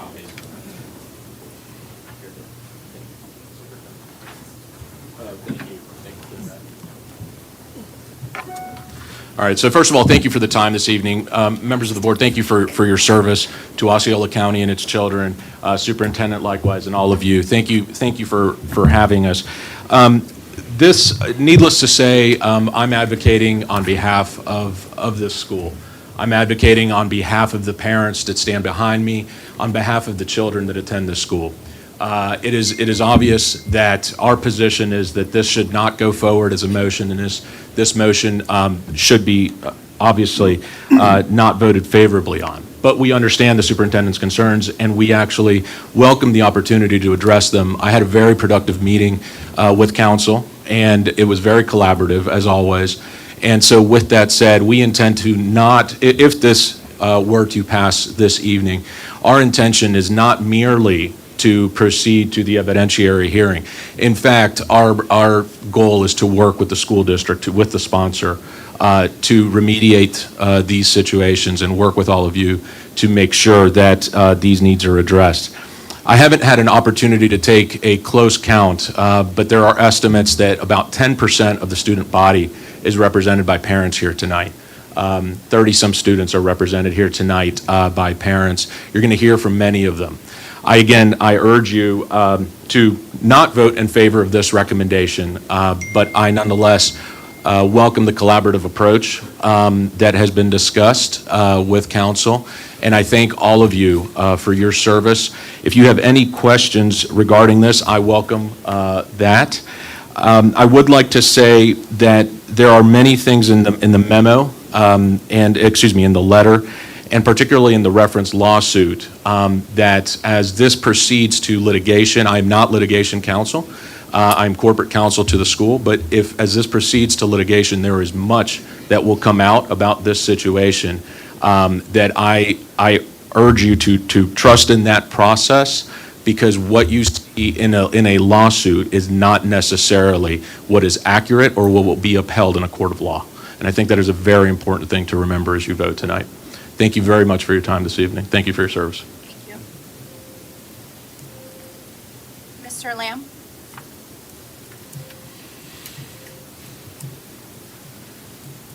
Good evening. I'm here to speak on behalf of my family and the Chambers family. Most people tonight are probably going to get up here and talk to you about how great the teachers and the students are, and that is absolutely true. The students have test scores that are off the charts, and the teachers are outstanding. But what I really want to talk about is the parents. My experience, I was a deputy in Osceola County for almost 15 years, recently retired, and now I've had the opportunity to go to schools to interact with kids and interact with their parents. And I can tell you that the parents at this school are bar none above any other experience that I've had with any other schools. the parents here, they have to bring their kids to school twice a day. They are at that school. They're there in the morning and at drop-off because there is no buses. So they get 2 opportunities to interact with the students and the teachers all at the same time, forming that triangle. And it is something that I've never seen before. We just had a fundraiser, and the turnout that the parents had, my wife was heading up the fundraiser, and to be able to see all of those parents come every day and help us out, it was just, it blew me away. Even now, we have parents in this room of people who just want to come. So they're not even signed up yet, or they are signed up for next year, but they want to be there because they know how good this education system is. My child, I'll talk about him a little bit now, he's in kindergarten, but they've already got him on first grade math. We're 3/4 of the way through the year, but he's already doing stuff well above his grade level. And that, to me, is super impressive, and it just means that they're doing the right thing. And again, just like every other parent, I know what he's doing because we're involved. All of the parents are involved. And if we're this involved here, then my guess is that we're also going to be very involved next time we have to cast a ballot, as you are about to do now. Thank you very much for your time. Thank you. Ben Bailey, I think that's, did I pronounce it correctly this time? Sorry. That's all right. Thank you. Yeah, thank you for, my name is Ben Bailey, and I'm speaking on behalf of multiple parents. And thank you for that information. It was enlightening things.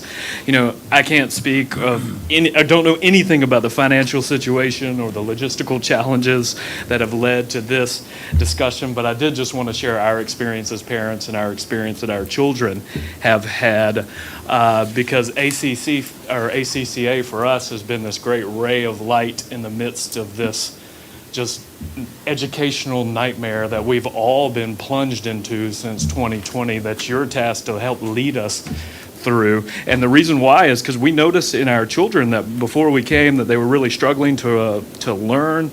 Due to the overcrowded classrooms, some of the increasingly digitized curriculum, their attention spans were atrophying and their apathy was increasing. And then combine that with the depersonalized COVID mitigation strategies, we saw them becoming withdrawn.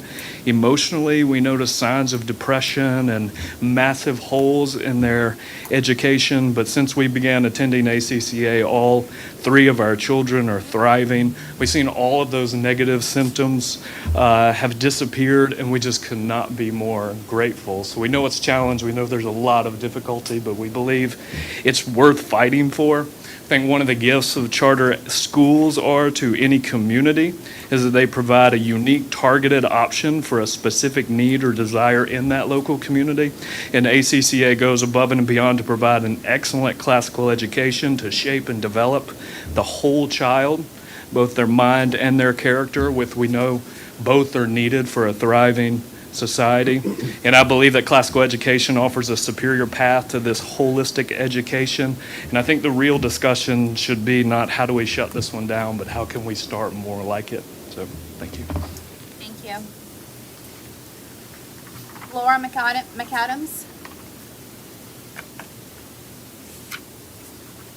She might be outside. Laura McAdams. I don't think she's talking to me. She wants to be put on public comment. She's not here yet. Okay, this is public comment, and I have specifically. Not for ACCA, Okay, for different. that's what I have here. Would you have her fill out a different sheet when she gets here, please? Thank you so much. Catherine Leslie.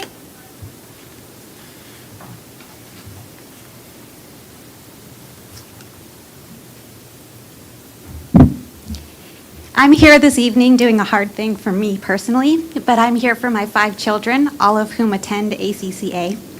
I'm asking each of you personally to please fight for my family and my children and vote against closing our school.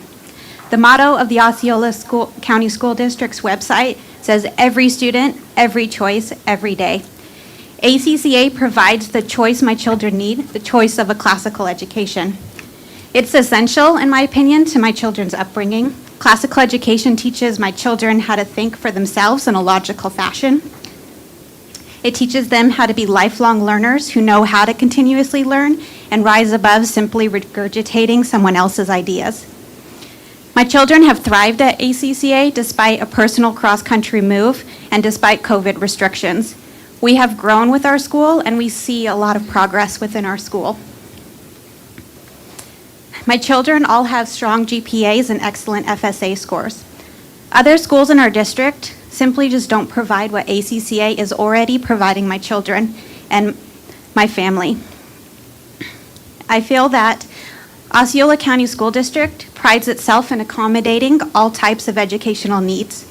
Please continue this legacy by voting against terminating ACCA's contracts. Instead, choose to help us. If money is the problem, please partner with us to help raise the money, just like the awesome testimonies you all shared earlier today. We need your help, and I'm asking each of you for it, and I'm counting on you because you represent me and my family. Every student, 334 students, including the 5 Leslie children I personally stand for tonight. Every choice, the classical choice. Every day, support us today. Please don't shut us down, help us. Give us a hand, we're asking for it, and we will rise to the challenge. Thank you. Heather, Natalie, I'm so sorry did I pronounce that correctly? I'm sorry. Thanks. So we actually moved 5 years ago to Osceola County, and we originally were at Narcoossee Elementary. We live right next to it. It was the dream. You walk with your friends to school, and with your coffee, it's like living the dream. And unfortunately, we had to leave because we became very alarmed at the situation for our children. We love the principal, and the teachers are they're excellent. Unfortunately, the school is overcrowded, and our second grader had 40 kids in the same classroom. To make it legal, she had 2 teachers, but a fourth of the day she was being taught by a computer, doing computer work. She was in second grade, and she was at a kindergarten level, and my kindergartner went in knowing his letters, came out not knowing them. This was pre-COVID. So we left our dream situation in the easy life to drive 45 minutes because we had to sit in Narcoossee traffic now to go both ways, and to go to ACCA, and we were so grateful for that option that you all made possible by approving that charter. And it's a diverse school, small class size, they focus on virtue and character, and it's way Harvard educates with classical education, and our kids thrived. My third grader, then third grader, who was at the kindergarten level, became at level within 3 months, and I could read her handwriting perfectly. It was beautiful handwriting script because they focus on those things. My son is now, it's a few years later now, but he's memorizing 6 stanza poems and knows the spelling, which you'd never be even asked to do that at the other school. It's just an incredible education, and we're so grateful, and we're grateful for that option as the district has allowed for it. Kids of all abilities are learning, and we have many friends who have come with us to the school because they saw the improvement in our own children, and their kids are thriving as well. Kids with ADD, ADHD, because of the small classroom, are able to thrive and be successful. Kids that had become depressed and anxious and were hiding in their parents' car, not wanting to go to school at the larger schools, are thriving and are confident and excited to learn. My 5th grader daughter is, she is making up games that the whole 5th grade is participating in based off of geology and the things she's learning in science. They're eager to learn, and we're really grateful for the school, and we hope that you guys make it possible for it to continue. Thank you. Next, we have Kelly Meyer.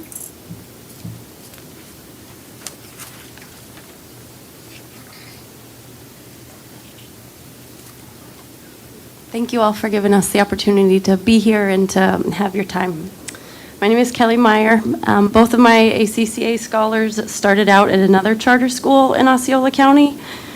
We transferred over mid-semester last year. After my son had been at ACCA for a few weeks, he came up to me and said, "Wait, are we supposed to learn at school?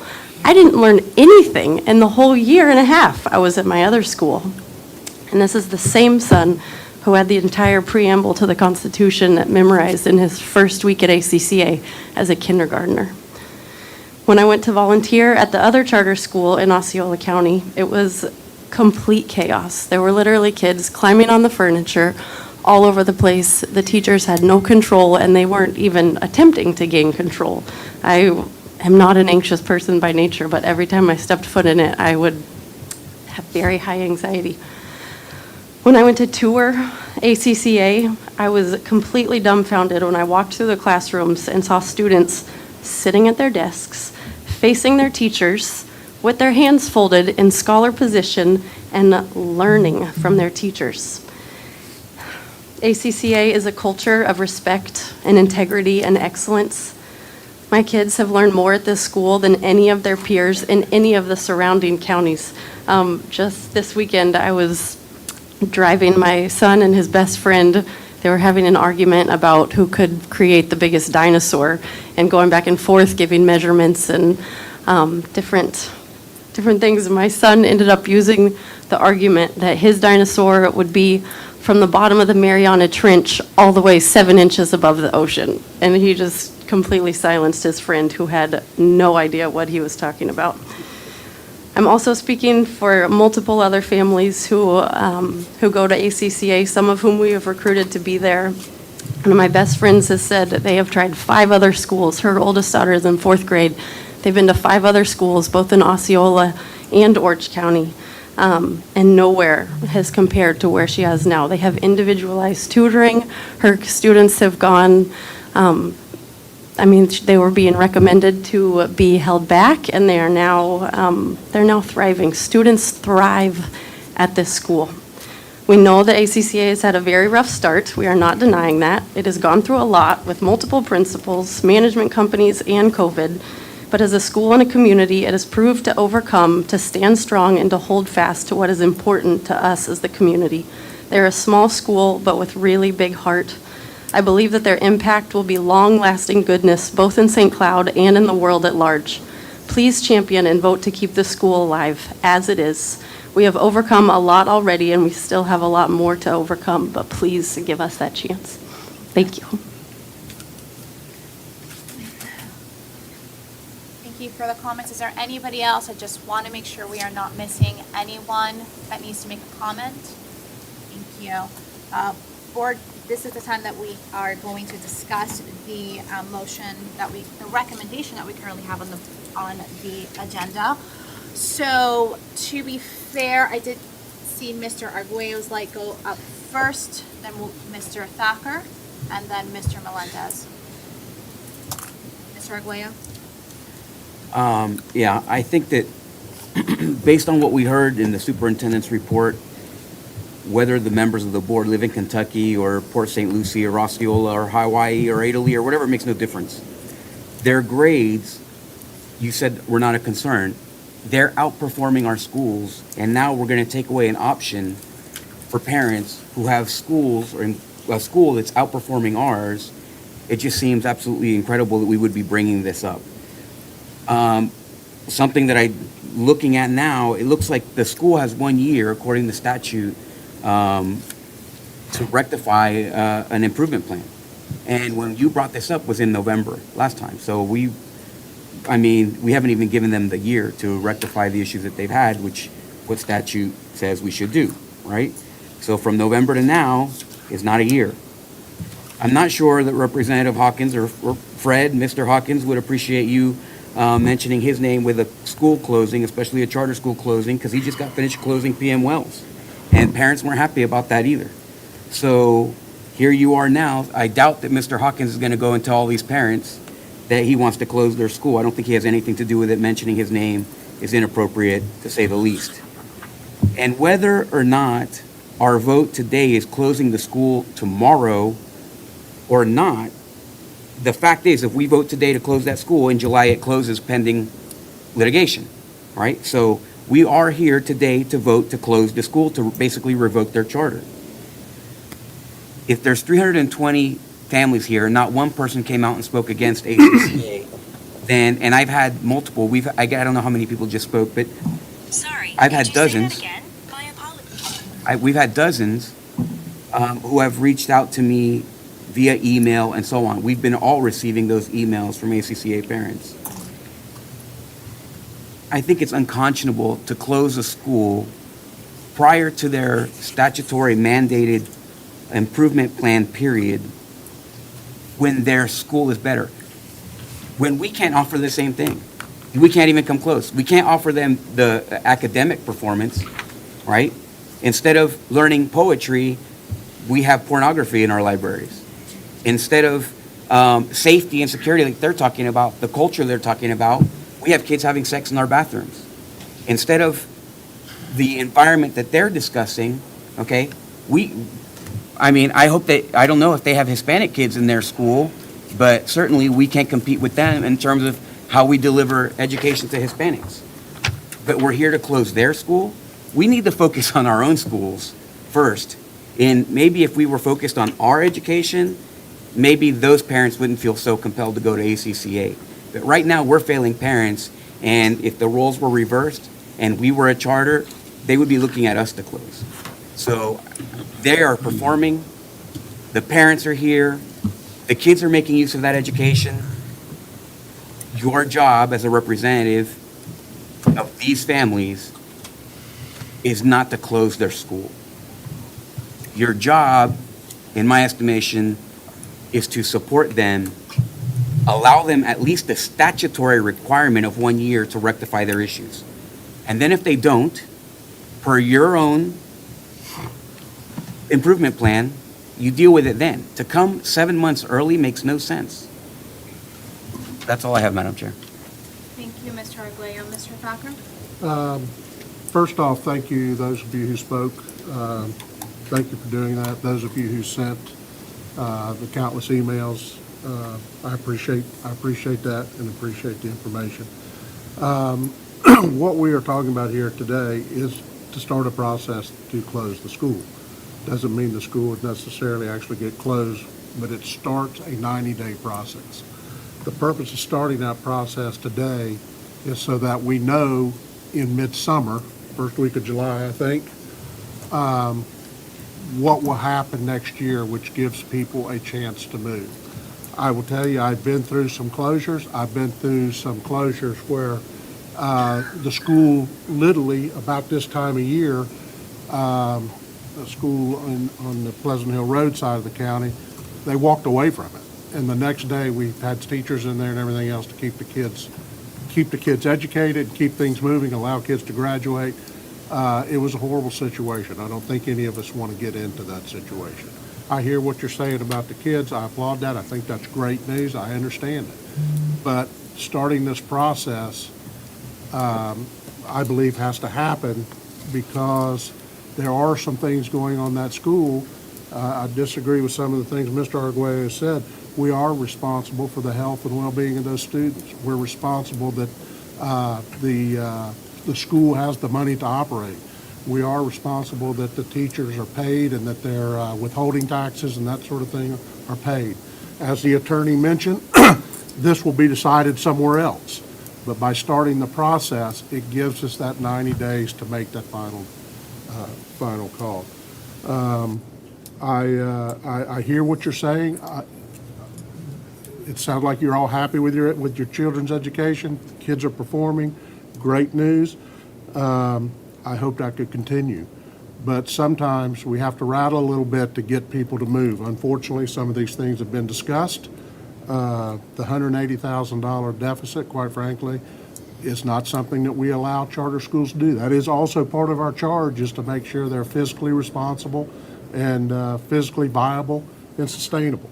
Right now, we're not getting some responses, and it doesn't look like that's where we stand. Based on that, I will make a motion to start this process and approve the superintendent's recommendation. Okay, I have a motion on the table. Start my discussion. Yeah. Do we have, 1 second. We can still have discussion. We need a second for the discussion. If not, it dies. Well, but can we finish all of our comments? I mean, would you be? We have a motion, so we would need a second to move forward. Okay, I'll motion for a second with discussion. I have a motion from Mr. Thacker, a second by Mr. Melendez with discussion. Mr. Melendez, you were next for discussion, and then Mr. Bass, I saw your light as well. Thank you, Madam Chair. You know, I echo Mr. Thacker's sentiments that the student performance in academics aren't the reason why that we're scrutinizing the approval or the beginning of the process to be able to look at the possibility of canceling the charter school contract. The issue really is not even with the teachers or their staff. It's really with the board of directors and the management and the senior leaders. I think somebody mentioned that they changed principals a couple of times. One issue that we have is the Department of Education has something that's called like a reserve balance emergency amount. So if a fund balance goes down to 3%, the Department of Education can take over our own school district and say, wait a second, you're in dangerous territory. You know, you don't have the ability to financially keep up operations. So, like for instance here, I'm looking at the general revenue fund in January 2022. You have the general revenue is where you have your main operations of paying teachers and things like that. The revenue's at $2.8 million. The total expenditures were 3.2, losing $422,000 in 1 month. In February, the general revenue was again about $2.83 million. The total expenditures were 3.2, another $427,000 deficit. So that is some serious money to be able to overcome. And I know one person was like, can the district give money? We don't give money to charter schools. You know, the charter schools get money from the state of Florida based on the number of students that they have attending that school. So it's up to the school to know how to use those funds appropriately in order to sustain itself. And then the other concern that I heard that Dr. Pace had mentioned, and I appreciate the attorney, because, you know, the eviction may not stay, but right now they're behind on the rent. And so the landlord is in the process of commencing an eviction. So now I understand that that doesn't mean that it's automatically, you know, going to be granted, because in a court of law, they have to do their due diligence or whatever the process is to see whether or not it gets in there. But as a school board, I owe a responsibility to each one of you parents and each one of your students to actually place you somewhere as well. So if there's an eviction notice, that means that there's a possibility, whether we want to vote on this or not, it's going to be out of our hands. If you don't have a building, you ain't going to have a school. So our vote doesn't really matter at that point. But what does matter is like what Mr. Thacker said, if that school closes down without us commencing this process and getting some corrective action on the financials, you're going to be without a school anyway, then we got to deal with all the kids. And then you probably think that's not an issue. It is an issue depending on the timing. That's why we're starting the process now, because ideally, if the Court of Appeals and everybody else, or administrative law, whatever that long process is, determines in the summer that the school can't maintain the financial viability, now we have an opportunity to pre-plan and say, okay, where are those kids going to go? You know, you got curriculum timelines. You know, I see principals in here. We got to do master scheduling. We got to say, okay, little Johnny got to go to algebra. This person's got to go to whatever. You know, it's not just, oh, just take the kids and whatever. It's not magic. I mean, our staff sometimes works magic, and I love our staff. You know, we make it look easy, but it's really not, because you got to plan, you know, how many students, and also the capacity of the schools. Narcoossee Middle School has like 16 portables. And I'm like, I don't want any more students in that school because we don't even have the capacity to do what we got. So if this charter school fails, now where are we going to even place them? And so that responsibility falls on me. Now they become our problem, because at charter schools, I'm pro-charter, but you independently operate on your own. As a matter of fact, that's why I kind of like charters. If they fail either academically or financially, they're supposed to fail. They're supposed to close. And that's one of the arguments that people argue for charters, is that that's the ultimate accountability. We can't just close a regular school. I mean, for us to close a school, it's like, oh my, the Department of Education will take over it before it closes. But charter schools, they're supposed to fail. They're designed to fail if they're not responding either academically or if they're not responding financially. So that's what's happening. And this is not a testament to the parents. This is not a testament to the teachers. This is to that nonprofit board of directors that is not fiscally managing your money. And I can't hold that to any other weight. You know, I have no other choice. I mean, I have to. I wouldn't be doing my due diligence. I wouldn't be doing my fiscal responsibility if I didn't advance this process along.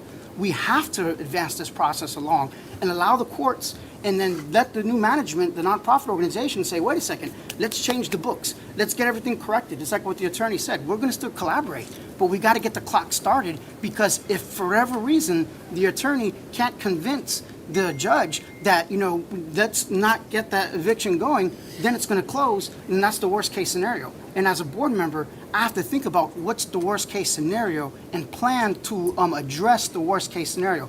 Best case scenario, you guys go to the appeals process, and then magically everything gets perfect. You guys get your financial house in order. Then you convince the judge. Don't convince us for starting the process. We have to start the process because of the timing. We have to get these students educated somewhere in case the charter school fails.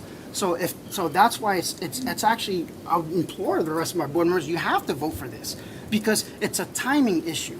And if we don't do it now, and the courts say no, the next thing you know, it's going to be November, December, and then that school is going to cannibalize whenever that time frame is, and now we're scrambling to place these kids in different places. I'd rather have that conversation early, if that's what the appeals process says. Have that conversation in the summer, where each parent can then truly make a decision. Which school am I going to go to? Now, I know I spoke with Dr. Pace earlier. We're going to be accommodating. If you want to go to another charter school, you can go to another charter school. We're not going to force you to go to a regular school. So if there's another charter that's out there, we're going to have like a recruitment fair for different folks to figure out where you want to go. You can interview different principals. You can figure out what's still the best choice for you. And ideally, I would love for ACCA to be that choice. But the problem is, financially speaking, I don't know if you can even have a school. So I would like to say, okay, ACCA, win. But not today. I want you to win in front of a judge where you can prove your financial viability to sustain operations. Thank you, Mr. Melendez. Mr. Bass? It's always hard to follow Julius because he covers every facet, and every nook and cranny and every corner, and I do agree with everything that he's saying. My comment is going to go to the parents. I've got a dear friend who goes to your school. I'm not going to mention her name, but I hold her in high esteem, and I had an hour-long conversation with her yesterday, and she has told me, and I've tried to answer as many emails as that have been sent. I believe in what you're doing, and I believe that your children are progressing probably faster than some of ours. And I'm not aggravated with you, and I'm not aggravated with our board, but I am aggravated with the people who put you there, because it's not fair. You got a board of directors that just, I don't know what happened. I'm not a charter school. I have no problem with charter schools, but I don't have the in-depth knowledge. But it seems like you got a vehicle with a fantastic running engine, but the tires are flat. The financial and the curriculum component has to work together. And what I would hate to see is us to say, okay, sure, we agree with you, and then we're getting close to the end of the school year, and the landlord comes and puts the locks on the doors. Now, where's your kids going to go? And that's our responsibility. That falls under our umbrella. So it's a tough situation. But at least there is a glimmer of hope with this 90-day process, because great things have happened. There may be somebody who comes in and swoops in and covers this. And I don't know, I know you receive FTE monies. I mean, is the student enrollment not large enough to cover the expenses? I mean, there's so many questions to be answered. But as far as us on the board, I love everyone. I care deeply for all of your kids, and I think what you're doing is great. But it puts us in such a terrible position because we don't want your kids to be out on the street and they've got nowhere to go. So we have to do, like what you're saying, Mr. Melendez, we have to move forward, at least give them that 90-day window to try to reconcile this. Thank you, Mr. Bass. I will go ahead and give my comments, which typically I wouldn't. I want your school to stay open, actually. I really do. It sounds like you guys have an amazing curriculum. The parents are committed. The students are thriving. So I do want to save your school, and I think because of that, I will echo what my fellow board members have said. I'm voting for this to start the process so that we can save your school. We can't ignore what we have in front of us, but we also can't ignore what you have said to us today. And I hope that what happens after this is that you immediately start working to rectify, not you, the board, starts working to rectify these issues so that we can save your school. So I think that you guys have a great program. Parents are passionate. It is clear that you're passionate about the curriculum. And in order for me to help you, I think we have to start this process so that we can rectify some of the issues that we have been exposed to. And next year, you're coming here telling us about the amazing things your kids are doing. Mr. Argoyo, I have you as a comment. I would ask, I think this is the moment to deliberate, not debate. Are you going to add anything different that we haven't heard Yes. yet? Thanks. Okay. So let's be honest, this is not a motivating factor, voting this down or voting to approve this. This is basically you're voting to close this school. So we can come up with a nice epithet, but what you're doing is closing the school by voting it. And you're also condemning, right? You're also condemning the school if you do this because you're hurting their enrollment further. So the logic that we have 16 portables at Narcoossee, so we're gonna put now 320 students back in Narcoossee so that we can have 30 portables makes no sense. The school is providing a valuable service to the community and to the county, which is it's relieving a school district which has so poorly planned for its education of its students that we need charter schools to survive in terms of seats for them to sit in, right? So now we're going to close a high-performing school in terms of academics because now we're going to come and we're going to be the good stewards. Like I said, there's plenty of us to focus on. Secondly, it's just a legal issue. They have 7 months left on an improvement plan. So why did you prescribe an improvement plan, which statutorily they have a year to rectify, if we're going to pull the rug out from underneath them after 5 months? That also doesn't make sense. I don't know if it's illegal. Is it legal or is it not? It's legal. So why do the improvement plan? Basically what you did was you're playing with the schools, with whoever's running the school, right? You're playing games that you're essentially setting them up for failure. Then you're going to come halfway through, less than halfway through the improvement plan, pull the rug out from underneath them as if they're going to have everything resolved. They may have plans for the rest of the year, and it could be like a rainbow curve. They're on their way somewhere, but you're pulling it out, right? So it just makes no sense. And then you guys essentially are asking parents to pick sides. You're trying, oh, the bad guy is not us, right? We're shooting you for your own good. The bad guy is the guy who's running your schools. No, that's not the case. They're trying to survive. It's very difficult to run a charter or any business, and they're trying to make the best out of it. Maybe they made some bad decisions, maybe not. But certainly this board itself has made plenty of bad decisions and many times over. So here's what I'm saying. Allow them the year that you already prescribed them. I'm not asking for you to give them a second chance. I'm asking you to make good on the word. I know that not everybody here believes in giving, being true to their word. Be true to your word. You gave them a year for an improvement plan. Give it to them. Give them the year. We already know that they're in trouble, so we don't need to close the school in order to plan for it. Start planning for it. Start planning for it now. Why doesn't the public school district plan for the closure of the school, right? Intellectually, you know that might happen, so you're going to plan for it, and then you give them their best chance to survive. You make good on your word by giving them the year that you promised them already, right? That would make sense. That's what fairness is. This kind of, like, we know we gave you a year, but now we're going to pull the rug out after 5 months. It has nothing to do with the longevity of the school or its possibility to be. You guys want the school. That's what you guys want. You guys want the school for whatever reason.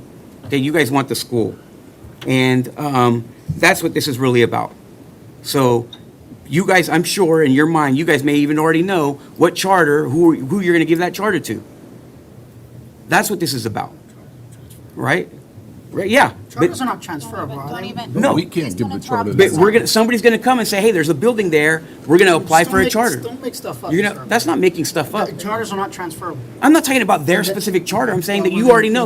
Look, we got a building here. Hey, Mr. you mind Melendez, interrupt? Mr. Melendez, please Yeah. don't interrupt. Why don't you worry about, you push the button, there's the button's right there. Thank you. Oh, If you want Mr. to- Arguello, please. So the thing is, that I suspect that you guys know exactly who's going to get a charter, who's going to move into that school. That's what I suspect. After 5 minutes of being elected, I know that you guys already decide all this stuff far in advance. And if you're pulling the carpet out from underneath these families after 5 months into a 1-year plan, you guys have a reason for it, right? And it has nothing to do with the schools. You guys don't care if somebody else is making money or not. And if you guys pretend to have compassion now about this, when all the rest of the parents come and they start speaking in their public comments, I'd like to see you address those parents' concerns the way that you're addressing the concern that ACCA has. Madam Chair, after the vote, I'd like to say something. Thank you. Mr. Thacker? Can you Call see- question? Yes. Okay, so I have a motion by Mr. Thacker, a second by Mr. Melendez. All those in favor? Aye. Aye. Opposed, like sign? Aye. Vote passes 4-1. Thank you. Okay. No, He wanted to say something. Oh, I'm so sorry. Madam Chair, Yes. Eddie, there is, Dr. Rafalski, where are you? In this document, the one that concerns me the most as the lawyer is number 2, when we talk about anything that's a threat to the health, safety, or welfare of students. I'd like you to please send me tomorrow whatever, as of tomorrow, because this talks about a lack of threat assessment training, a number of issues that relate to the safety of students, which in and of themselves would have allowed the board to shut the school down today. Send them to me, Eddie. I'm going to get them to you right away. More than anything, address those immediately, okay? Because, yeah, we get that stuff out of the way, then we can focus on the other issues, but that stuff puts everybody at risk. And I don't know the totality of what's there or not. I don't want to debate it. I just want to make sure you have it tomorrow and can address the issue. The other thing is, I want the board to know, let me finish, Eddie. I want to thank Dr. Pace because she went out of a way. We have stayed out of this lawsuit. We're not part of it, but there was significant effort on our part to get that landlord not to evict anyone during the school year. This is the last thing anybody wants to do.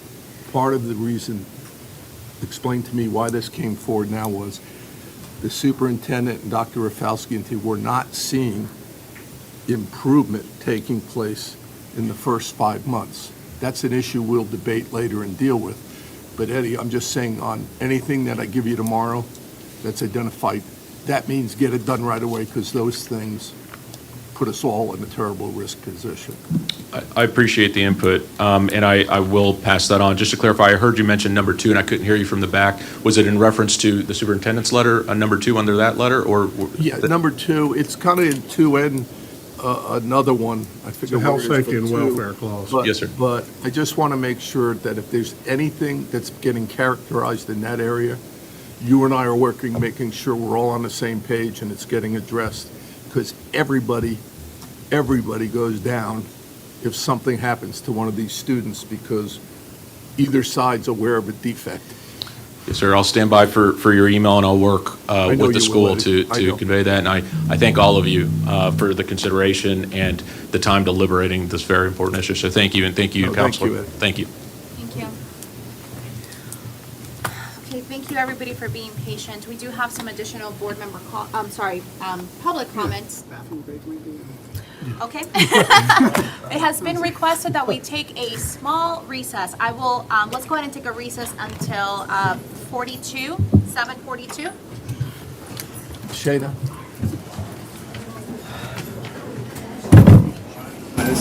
Dr. Rafalski.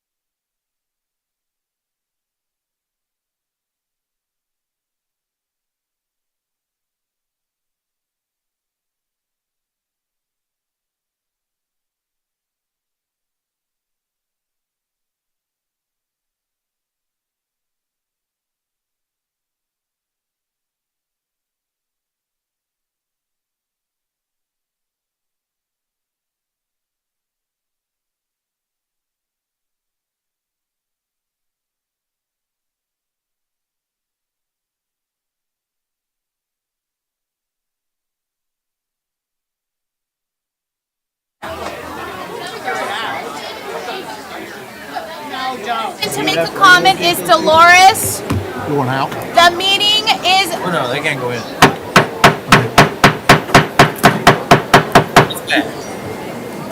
thank you. Dolores McMillan is the next person to make a comment. McMillian, sorry. McMillan. McMillan. I always say it. Kim Castro Stevens said you can pull it. Good evening. Good evening. Dolores McMillan. I'm proud, retired principal, educator from Osceola County after 38 years. But I am here in the capacity of president of the NAACP. I want to address the issue of the critical race theory. I wanted to go on record the position of the national, state, and local position on critical race theory. Critical race theory is an academic legal framework that denotes systemic racism is part of American society. CRT recognizes that racism is more than the results of individual biases and institutions that uphold and reproduce racial inequalities, such as school-to-prison pipeline. CRT was first developed by legal scholars in the 1970s and 80s following the Civil Rights Movement. It was in part a response to the notion that society and institutions were colorblind. CRT holds that racism was not and has never been eradicated from our laws, policies, or institutions, and is still woven into the fabric of their existence. Examination of how shameful history of slavery, systemic racisms were foundational to laws and institutions that exist today. CRT is an academic framework that examines the impact of systemic racism on American society.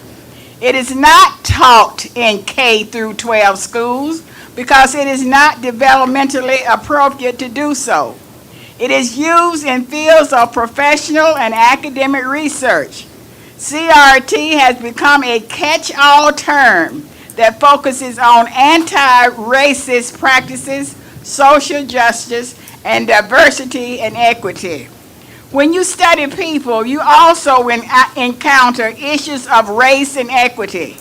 It is incredibly difficult to mention bad practices, for example, to teach the American Civil War without discussing race.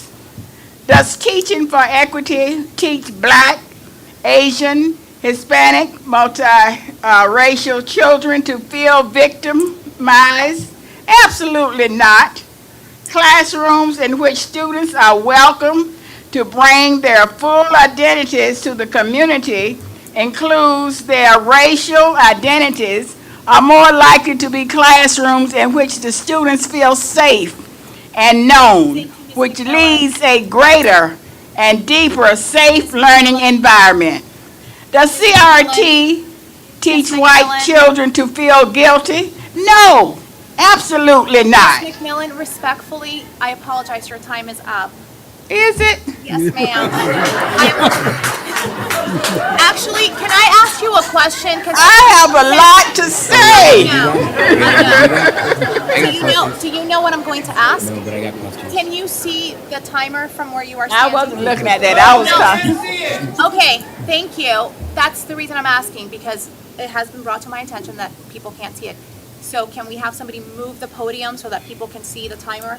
But yes, your time is up, and there are no questions from us. The podium has to be plugged in. It has to be? Okay, we have to find a way. It's right there. You want like a yellow We'll card or discuss something it like at that? some One's like 10 point, but we seconds left. can't, yeah. Thank you, Ms. Hey, McMillan. I want to tell everybody something. This was my freshman English teacher, so you think she's this way now? Imagine what she was like when I was ninth grade. Thank you. Okay, when I see 10 seconds, I'll just lift this Okay, up there, now you sure. know there's 10 seconds remaining. Okay. Well, it's too late to put it up now. Okay, thank you. Paul?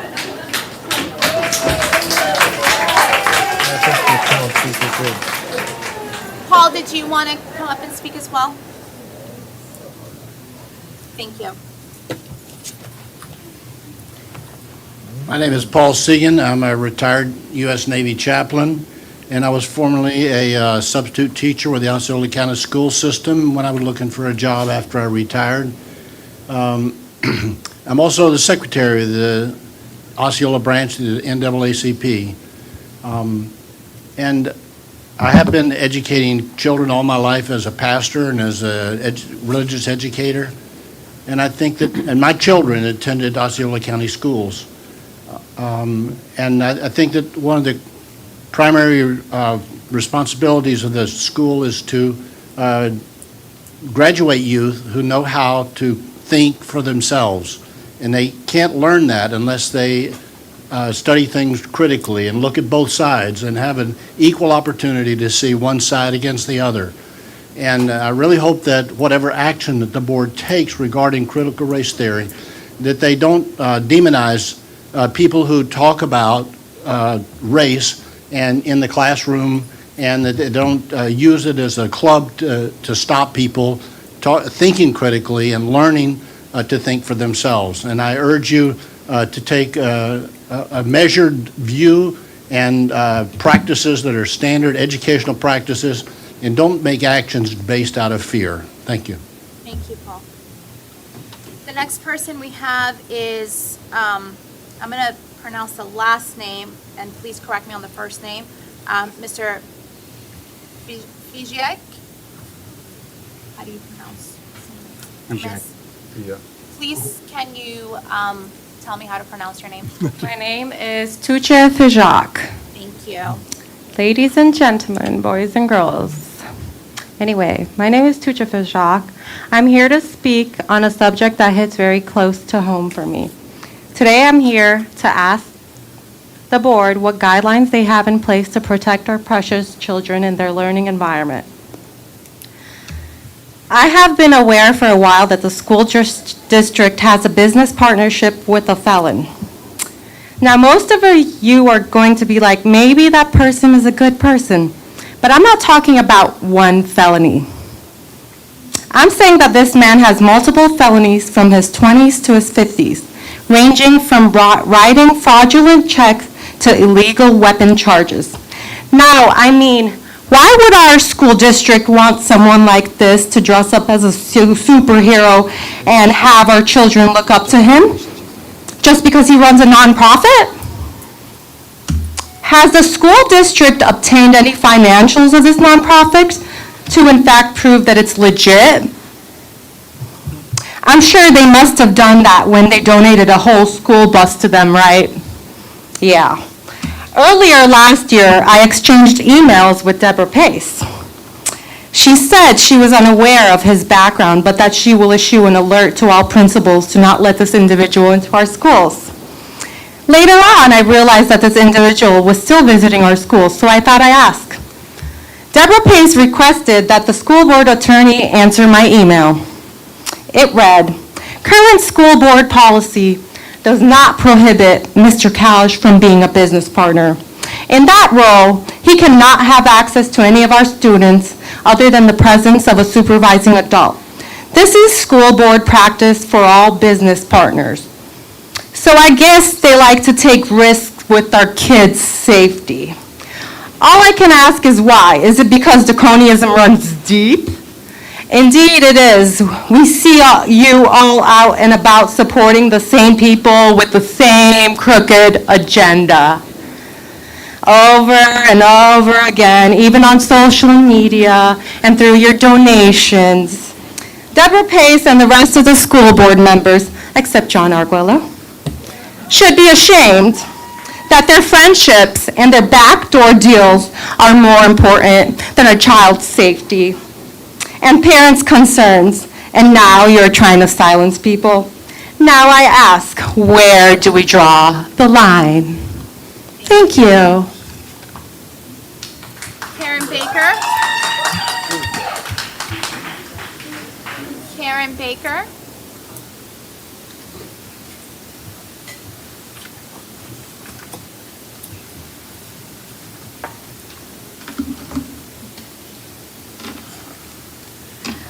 Karen Baker, St. Cloud, Florida. Stop sexualizing our children of all ages. You have overstepped your authority. Thank God for Governor DeSantis for signing the Parental Rights Bill, which does not say, "Don't say gay." That was made up by ideologists with their own agenda.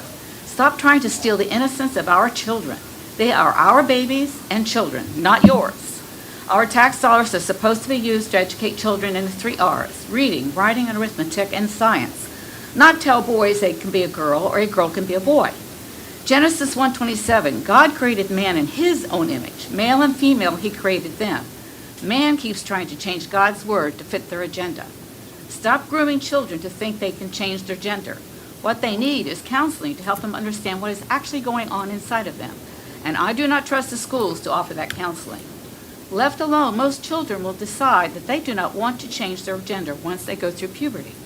For Walt Heyer, the desire to escape his male existence was the result of years of cross-dressing at the hands of his grandmother, starting at age 4, after which he was molested by his uncle. Deep psychological pain caused him to want to be female and led to his transitioning at age 42 to transgender female.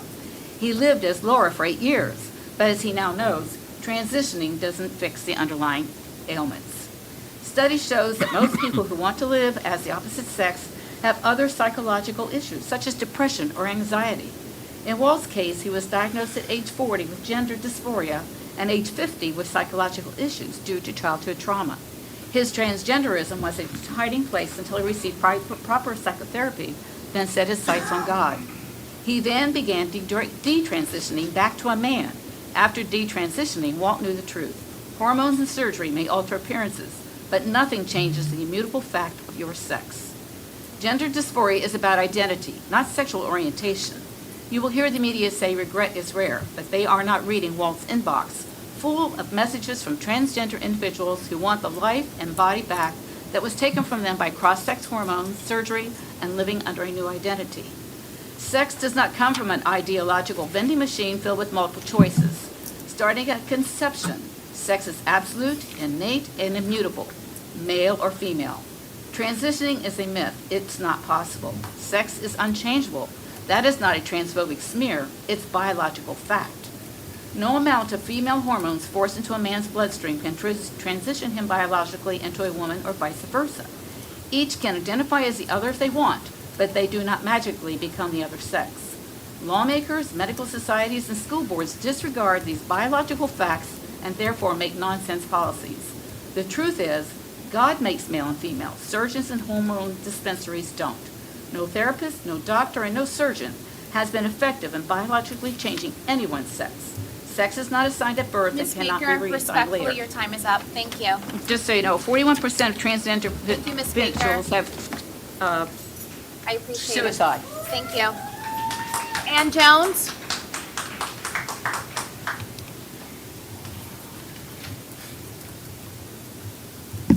Good evening.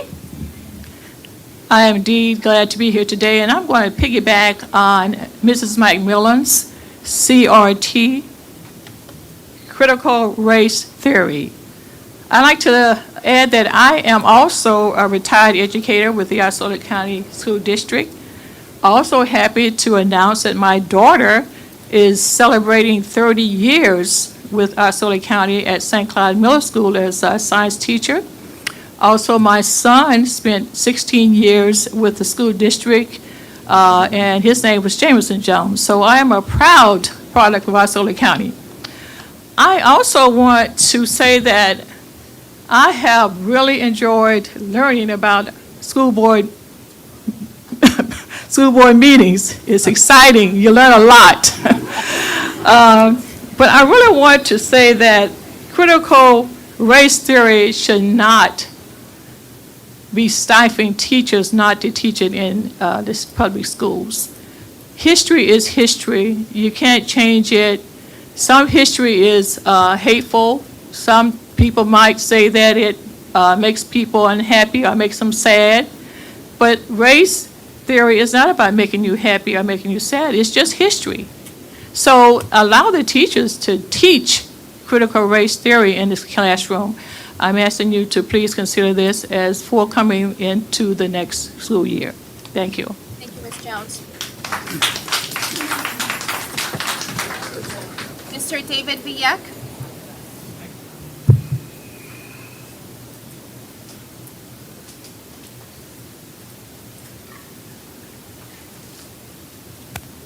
My name is David Villek. I'm from Celebration.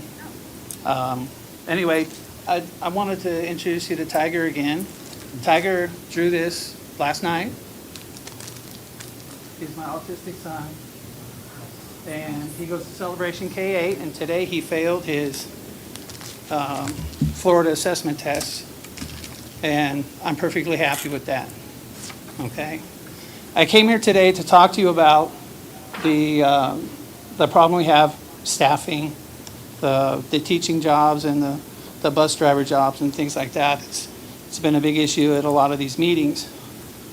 And I want you to know that I decided to put my chemical engineering degree and my law degree to use.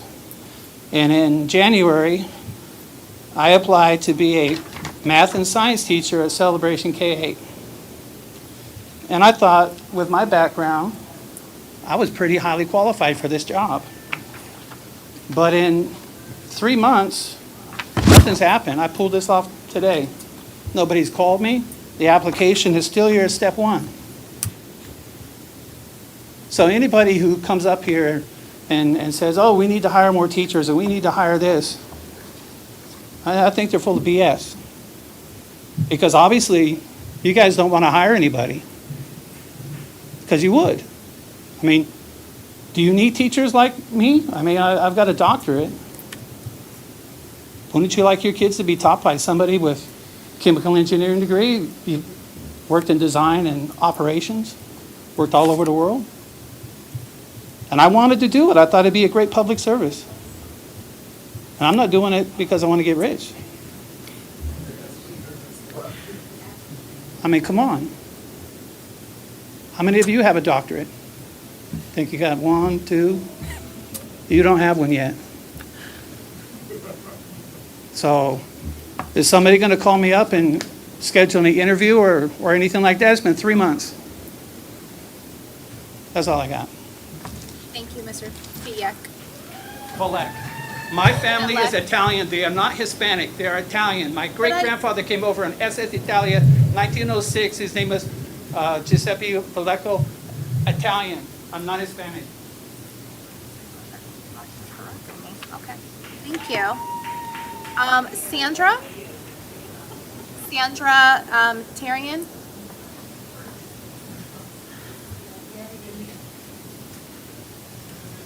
I did not want to speak tonight, but while I was out there, I felt very much like I was led to speak.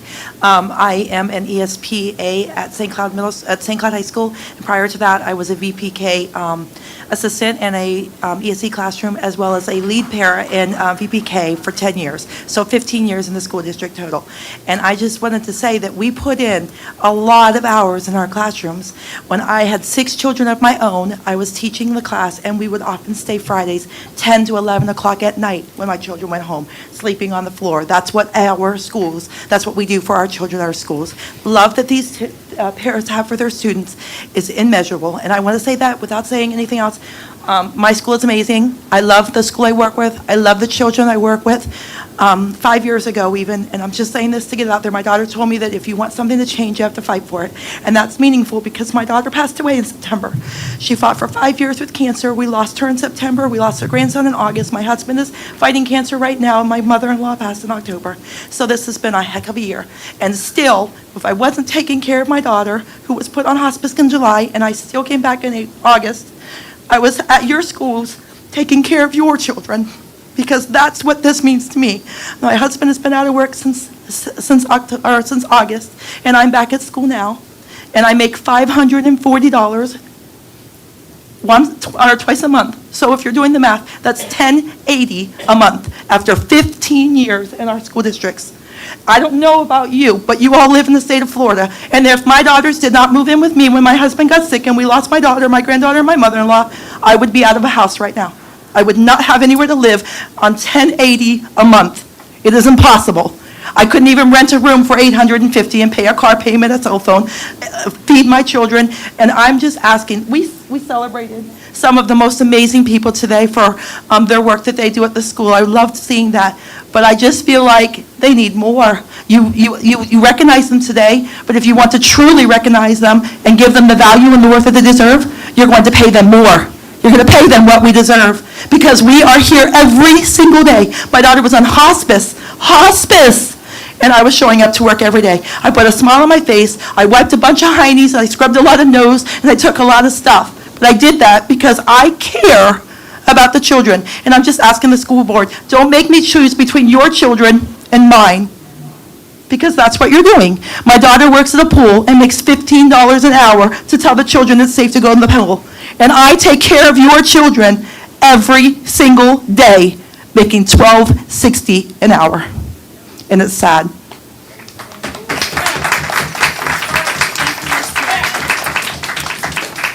April Isaacs.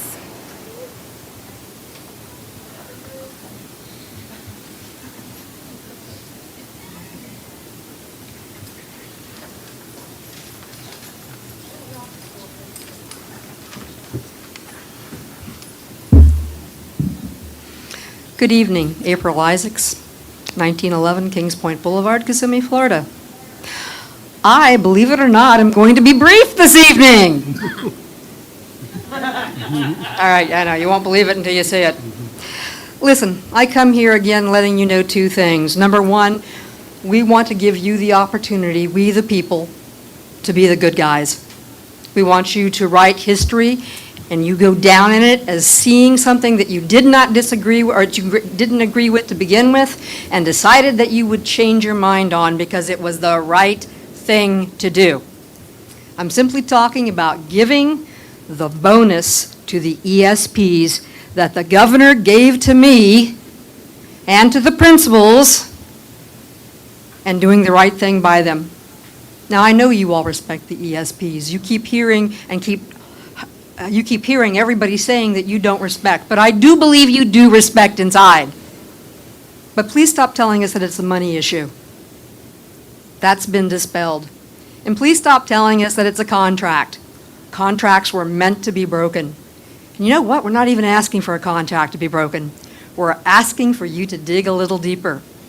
You have the monies. We know where the money is. You know that we know where the money is. Please, if it's just something about bumping heads, please come back to the negotiating table. Please show us the collective bargaining. Show us that you respect us. In closing, I'd like to say this. Columbia County, Alachua County, Broward County, Franklin County, Martin County, Escambia County, Washington County, which, believe me, I worked for, it's about this big. Orange County, Pinellas County, what do they have in common? They gave their ESPs respect. How did they show it? Through the bonus that the governor did not give them. Last but not least, I said that already, but I lied, sorry. Why would an ESP stay in this state and receive this money when they can go to Georgia, Texas, California, you know, hey, surfers. Michigan, I don't know why anyone would want to go there. You know I'm from Ohio and I'm a Buckeye. Colorado, which I did live in and loved it. Tennessee, the volunteer state, and Hawaii. You know why I would go there if I were an ESP? Because they got a bonus that the governor gave to teachers and principals. We're not going away. We love you that much, and we're going to give you, we do, sort of. We're going to give you the opportunity to be the good guys. Please be the good guys. Give those ESPs the money. Thank you, Ms. Isaacs.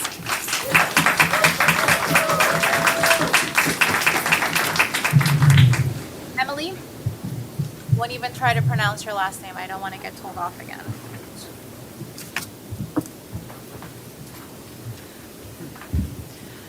Okay.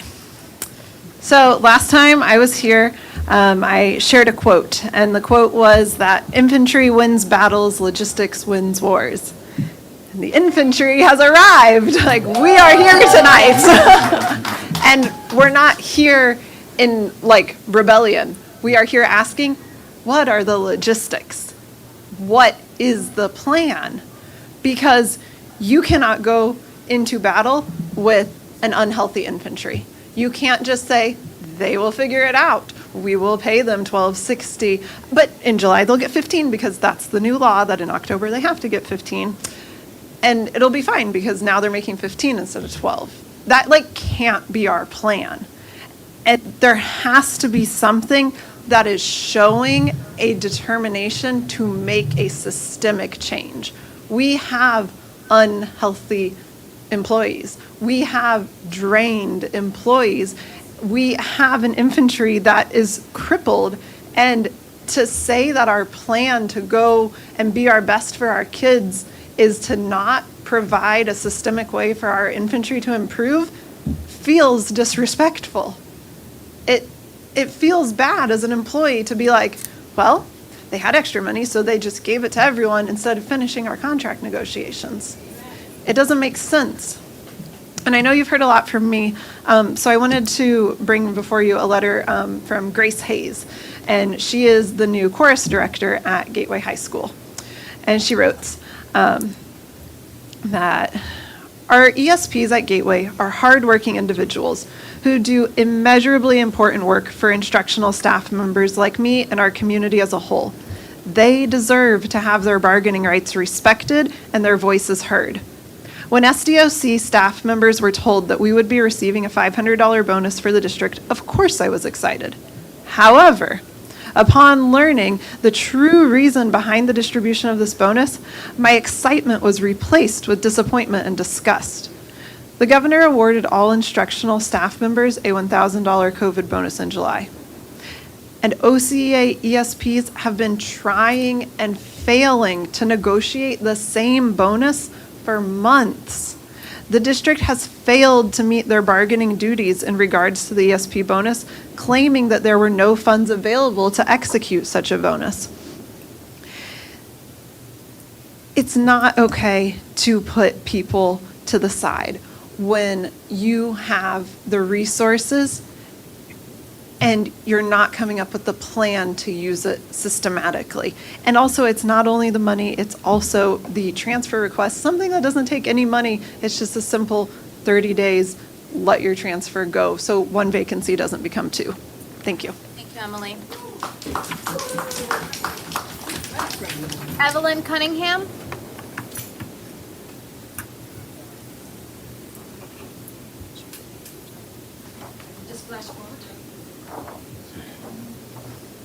Thank you. Just to piggyback on what April said, I'm going to keep it short because she pretty much said what we said. We're wearing red because we're representing blood, sweat, and tears that we have put in this district. Me, for example, 28 years. Many of us, you think, have no degrees. I sit here with a master's degree. Why don't I want to go into the classroom? I'm close to retirement. But for once, I would like to reach at least a lousy $30,000 a year. Pay me for at least my degree that you didn't pay me for. Okay? Teachers get money. An increase for that degree, I was told no. Why? Because I have a bachelor's, so I also got a master's, which is a little bit more. Yes? We work just as hard as any teacher. We're not called support staff or paraprofessionals. We are called paraeducators, because that's what we are. When your teachers quit, run away, who do they call? All last year I was a kindergarten teacher. This year I was a third grade teacher. Yes. Plus I have to do my job on top of your teacher's job. Okay? And I'm not talking about sub-plans because there weren't none. I had to follow the cups, the benchmarks. I did all that. Try to create lesson plans. So think about that when you think 30 cents for Evelyn is fine. It's not fine. Truly it isn't. Look at our color. Blood, sweat, and tears. Okay, because we work just as hard, if not doubly as hard. as many knows, Ms. Regis knows, we put a lot of work. And we don't get recognized. We are underpaid. We are your most poverty-stricken staff in this county. You should be ashamed of yourselves. You guys get your increases, we get nothing. You have to think about, they're just a para. No, we are educators as well. Think about that. Thank you, Ms. Cunningham.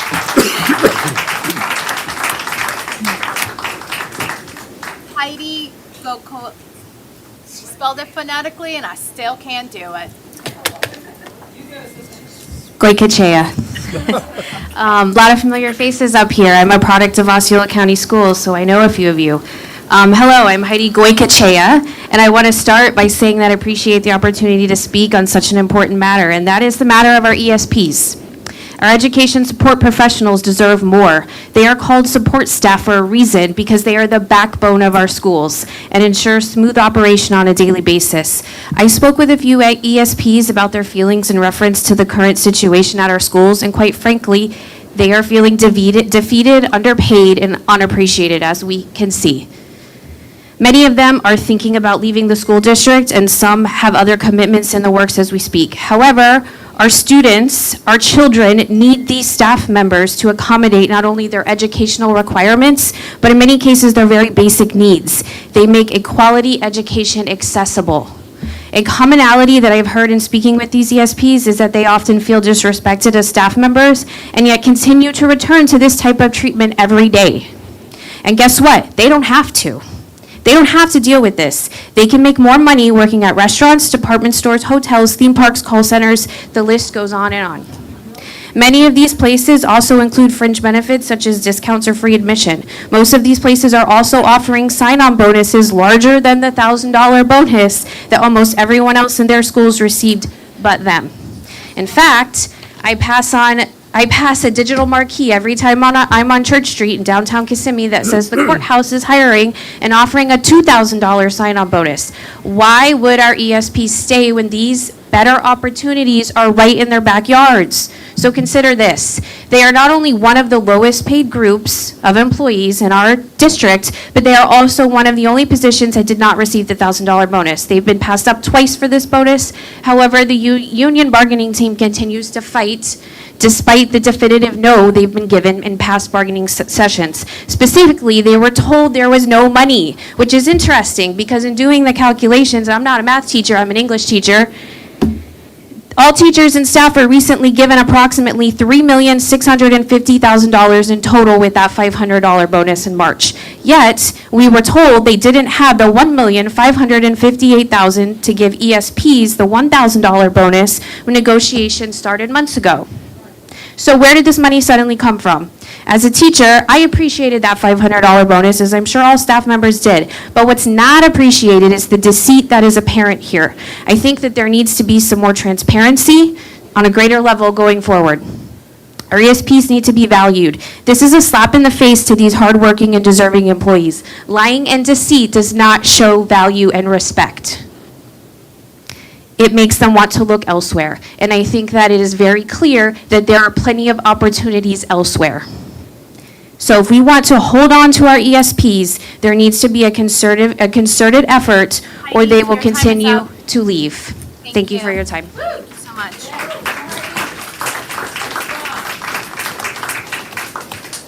Grace Hayes. Oh, thank you so much. Zahaira Peña Andino. Zaida. The H is silent because it's in Spanish. Or if you want to say it in Arabic, it's Zahira. Whichever way you want. Good evening, board and public present. Thank you for allowing me to speak tonight. I'm a resident of St. Cloud, Florida. And the topic of my speech today is stop saying that you have no money. Parents are present here or they're watching from home thanks to YouTube. Do you know that Florida received from the government a $1.5 billion? And sadly, in Florida, we're still ranked 43 in the nation in funding schools. Such a shame. Start asking your school board members where is that money going, because it's not necessarily going to your kids or the people who educate them. That $15 salary increase for the support staff that we receive with this thing is a nice start. Thank you very much. But in case you didn't know, which already Emily mentioned, it's supposed to be implemented by October 1st of this year, or in January, any employee can be suing you for not reaching that goal. So what else you have to offer?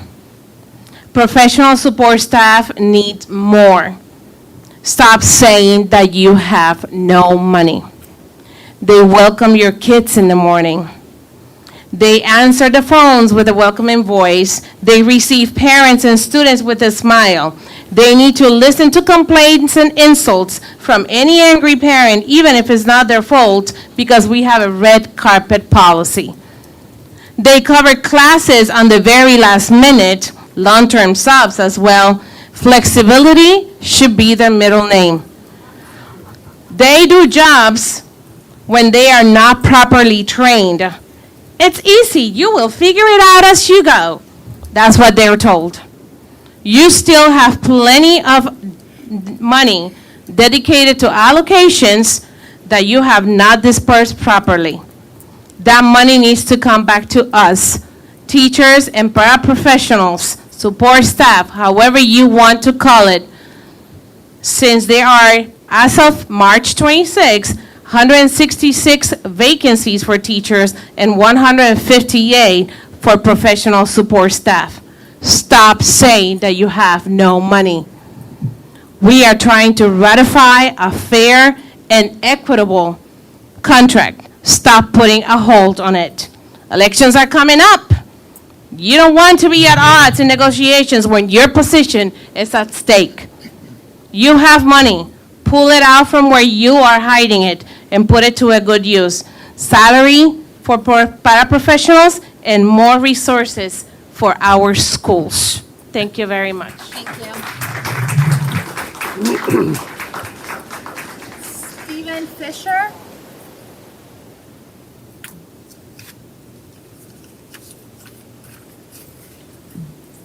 Good evening, Stephen Fisher. I'm an ESP. I have a question and a statement. The question is, how often did the board discuss ESP concerns as far as wages go? You don't have to answer, just think about it. And if you don't take action, the next giant yellow sign will say, desperately seeking ESPs. Thank you. Thank you. Greg Garris?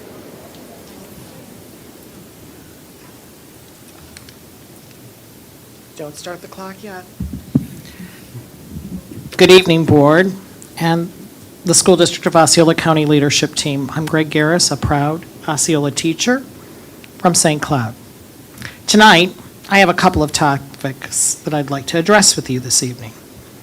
First, I want to talk about testing, and this topic is very appropriate because for me, like my colleagues, today was the first round of Florida State testing. While we all know that this required task takes away from my ability to complete instruction, I'm kind of becoming concerned that we're just testing students too much. I'm asking for the district and the board to commit to stopping the NWEA progress monitoring tests next year, since we will already be conducting progress monitoring as done by the state test. Otherwise, our testing next year will actually be increased from this year and not reduced, as was promised by our state legislatures and our governor. Tonight, I brought with me some letters for the board from my students about how they feel about these tests. By the way, it seems to me to be unfair to judge the quality of instruction of our hardworking teachers from tests that students often have little incentive to perform well. The second topic I want to address is the issue that teachers like myself are having to deal with off-task behavior in the classroom. These topics are linked because learning gains will never happen when you're teaching in the middle of chaos. Teachers increasingly have more and more students interrupting instruction, and there is little intervention. I think if board members asked teacher what the number one thing that prevents them from doing their jobs well, they would respond with disruptive students. The Code of Student Conduct is woefully inadequate to address the issues in our classrooms today. We commonly used to say, this year, it's a bad group, next year it'll get better. And I'm sure that some people up on the dais, they probably said those words themselves or heard them commonly. Today, you hear teachers saying, it's not getting any better. I used to have 2 in a class that would give me trouble, but now it's 5 or 6. We just are asking for help. I also might add, there's one more thing. 26 seconds. NetRef is not working. Our students have found a way to get around it, and we're expected to use electronic instruction, and we have no way of really monitoring what the kids are doing. And the Code of Student Conduct does not adequately address the technology that we have put in our students' hands. Thank you very much. Thank you, Mr. Garris.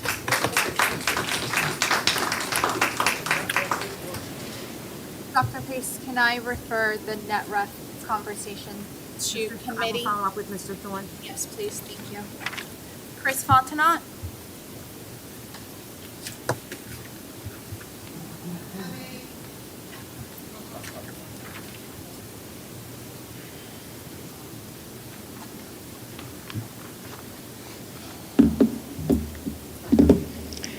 Good evening. I'm here tonight as the Moms for Liberty Chapter Chair in Osceola County.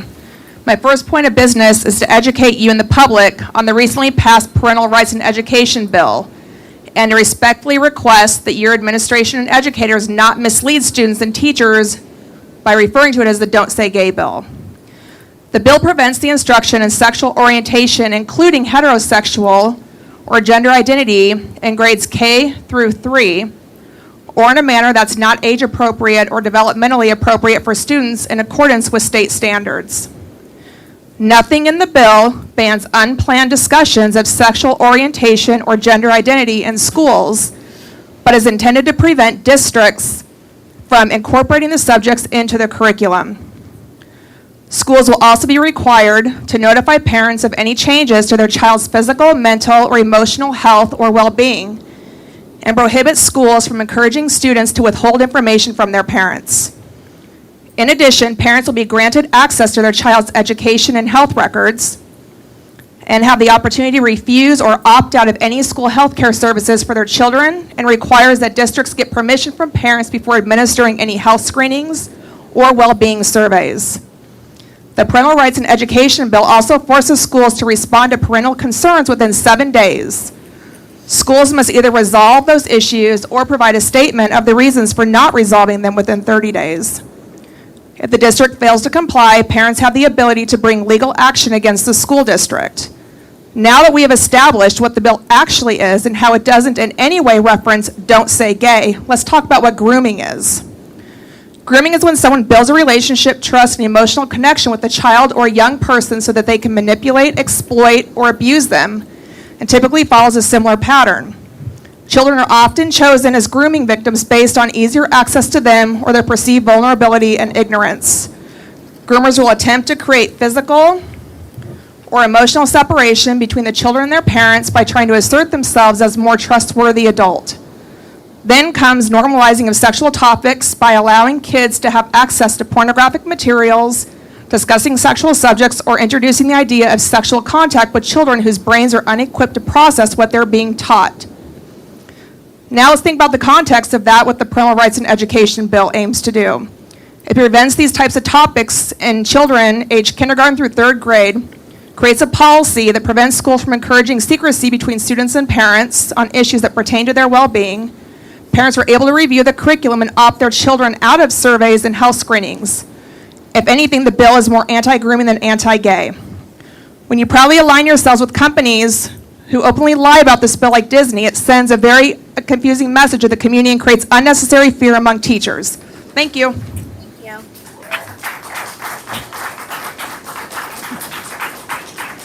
Felicia Smith.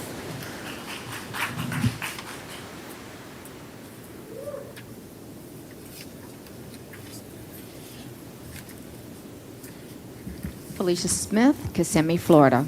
I just have one thing to say. Respect all of your educational support professionals.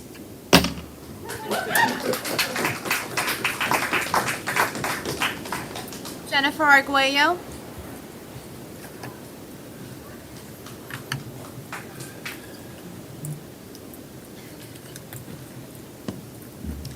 Hi, my name is Jennifer Arguello. I'm in Kissimmee, Florida, 34746. I'm here today because I have these couple books in my hands that are from Celebration High School. And where these came from, there's a lot more in all of our schools and worse. I want you guys to know that I work really, really, really, really hard at home to teach my kids good morals, to teach them good values like chastity and modesty, and I take them to church, and I bust my butt to go against the grain of this world and teach them better morals, higher standards than what's out there. And it's really disturbing to come across these books that are at their fingertips that are disgusting. Quite frankly, it's embarrassing to read, and there were a couple kids in here that I'm glad have gone, because otherwise I would not be able to read this. Although you guys provide these to our kids in schools. So I'm gonna read a couple words from this. I teach my kids not to sexualize women, not to sexualize sex, not to look at porn, and not to look at women as objects. And these books literally pull the rug out from under me and teach them the exact opposite. This is from a book called Me, Earl, and the Dying Girl, and it says, "Yeah, Earl, I'm going to eat her pussy." Huh? Yeah, do you even know how to eat pussy? Not really. Papa Gaines never sat you down, son. One day you're gonna have to eat the pussy. No, but he did teach me how to eat a butthole. And this goes on and on and on. When Earl is in full gross out mode, you have to play along or you'll feel stupid. That's exactly what the schools are teaching our kids, to play along or they'll feel stupid. That's exactly the agenda of the schools right now. This is from a book called Looking for Alaska.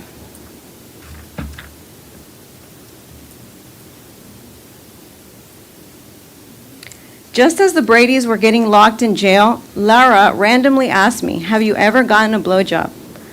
That's out of the blue, I said. The blue? Like, you know, out of left field. Left field, like in baseball? Like out of nowhere. I mean, what made you think of that? I've never given one, she'd answered, her little voice dripping with seductiveness. It was so brazen. I thought I would explode. I never thought. I mean, from Alaska, hearing that stuff was one thing. But to her sweet little Romanian voice goes so sexy all of a sudden. No, I said, I never have. Think it would be fun?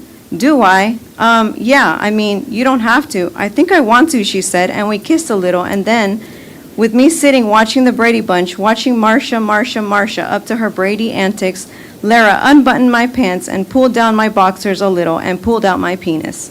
Wow, she said. What? She looked up at me but didn't move, her face nanometers away from my penis. It's weird. What do you mean weird? Just big, I guess. I could live with that kind of weird. Do you guys think this is appropriate for kids in school? Thank you, Ms. Arguello. Not okay.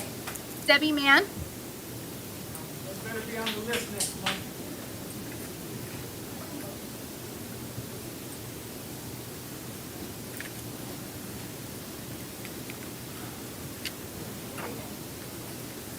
Hi there, I'm Debbie Mann. Address is 1180 Sungrove Lane. My question does not seem that important now. I do want to say, first off, as a teacher in this district, we need to support our support. We can't do our job without them. And when a sub doesn't come or when a teacher can't be there or something, they do every job. And we cannot run the schools without them. And they need to be supported and they need to be valued. And the way we do that with a job is financially. We can say that we appreciate you, but in a job, we have to do it financially. So now I have a question from the community about our U.S. Secretary of Education, Miguel Cardona, coming to Osceola County last Thursday and had a meeting with Representative Darren Soto and our superintendent, a few select individuals. The meeting details were kept private until afterwards, so I'm hoping that some really important things were discussed. After the meeting, there was a press conference given, and the only topic of the press conference was the Secretary of Education misleading the public at one of our elementary schools where the press conference was set up, talking about how they are going to keep an eye on how Florida is enforcing the Don't Say Gay bill. So the community's question is, how can we as a school district allow a politician to come in, show up at one of, go to one of our schools, be invited, and mislead the public and misrepresent legislation, which we all know HB 1557 is just to support young children and their parents and the rights to have private conversations when and where they see fit. I know it was not a school district representative making that statement, but when the school board facilitates that, or our superintendent, or whoever facilitated that, when that happens, what it's saying is, we as a school district, we support that message. So we just want to know why that was able to happen for politicians to come in and misrepresent legislation when it has nothing to do with the political rhetoric. Thank you. Thank you. Vanessa Bryant.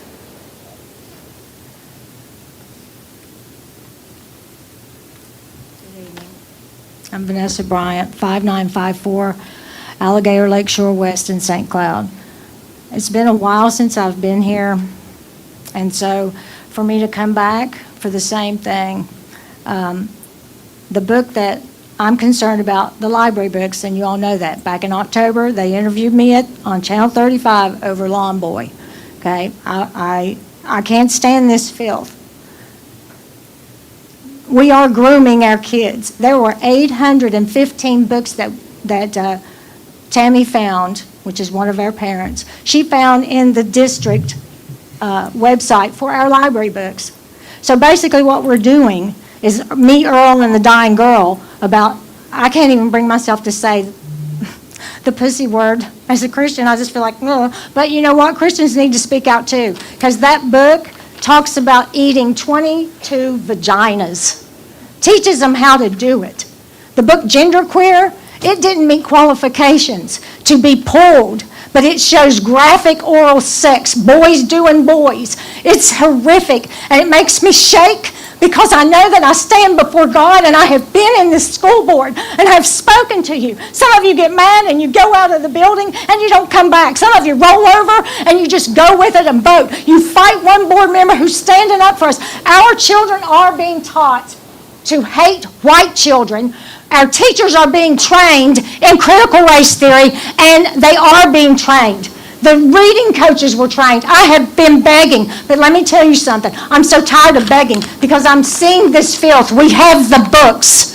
We shouldn't have to fill out a 20-page report to get them removed. You should never have them. And Dr. Pace, I don't mean to be disrespectful, but I met with you almost a year ago with my pastor, and I feel like you flipped us off because the books are still sitting there. They should not be in our schools. Our kids are being sexualized, and this transgenderism is sexualizing our kids in social, emotional learning and this affirmative counseling. I had a friend who just had a 12-year-old granddaughter commit suicide over this emotional learning. I'm so incensed. You need to wake up. And I don't know what hold people have on you, but it's happening. We have good teachers. I taught 35 years, and I would have died for my students, and they know it. But this board needs to straighten up. I'm so tired, and let me tell you something. I'm not going to lay down on this hill. I will get legal help if you don't straighten it up and get rid of it. Get it out of the schools. Go and tell them to purge it. Our kids matter, and they matter to God, and you will answer for it.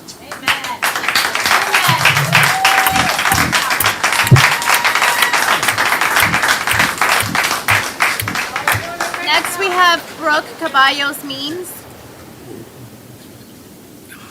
I don't know. She knows.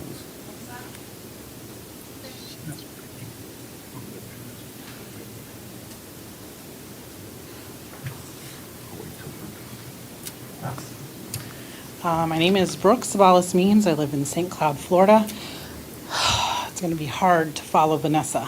I'm a concerned parent of two school-age children. I'm going to read two short excerpts from two different books found in Osceola schools that I'm absolutely not okay with. Genderqueer, which she mentioned, found in Osceola High School. I got a new strap-on harness today. I can't wait to put it on you. It will fit my favorite dildo perfectly. You're going to look so hot. This, like she mentioned, was pulled for review, but did not meet the criteria to be taken off the shelves. The other one is All Boys Aren't Blue. This one was found at Denjon Middle School. You told me to take off my pajama pants, which I did. You then took off your shorts, followed by your boxers. You stood in front of me, fully erect, and said, "Taste it." At first I laughed and refused, but then you said, "Come on, Matt, taste it. This is what boys like us do when we like each other." I've heard the argument that we are just picking on LGBT books. This is not so, as my outrage would be the same had it been a heterosexual act that was described here. These sexually explicit encounters are unacceptable for any minor, regardless of gender or sexual orientation. I'm curious if any of you would feel comfortable reading this to your children or your grandchildren. As I have watched numerous school board meetings with concerned parents standing up to these pornographic books, I see them silenced during their time by board members stating, "There's children present," proving the very point we are trying to make. Why are these books available to our children? The two books I quoted from have been banned in many districts across the country. Why not ours, is what I ask. Why not ours? And yes, CRT is being taught in schools, and I'm not going to tell my biracial children that they're half oppressed and half oppressor, because that's inherently how they are. That's not going to happen, and we're teaching our kids how to hate people. Thank you.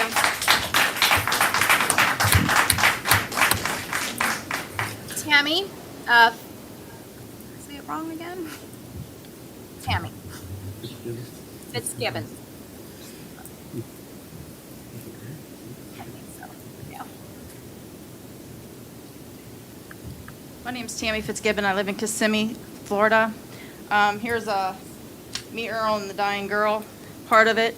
When Earl is in full gross mode, you have to play along or you'll feel stupid. God bless the man, yep. I would teach you some pussy-eating techniques, but it's a little complicated. That's a shame. I would need some diagrams and whatnot. Well, tonight maybe you can draw some up. Son, I don't have time for that. I got like 20 pussies over here that I need to eat. Is this right? I'm a pussy deadline. You've got 20 vaginas all lined up in a row. Oh, what the hell? What the hell? Now one's talking about vaginas. Greg, what the hell's wrong with you? Man, that's nasty. Earl likes to mix it up sometimes by pretending that you're being gross and he's not, when he's clearly being much grosser. This is a classic humor movie that has perfect over the years. That's one. I'm also gonna be the gay uncle. Draw a fake mustache and pretend to be all fat and shit. Be like, boy, I'm gay as hell and I'm gonna fuck you. Now, let me tell you, I spent all weekend from morning to the next morning coming up with book after book after book after book of this type of stuff in our schools. This is in the middle school and high school, and it's also in our elementary school.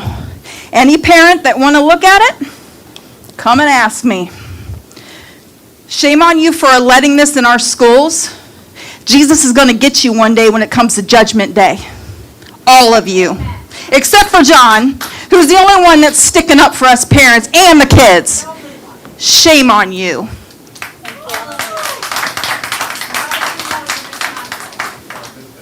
Laura McAdams.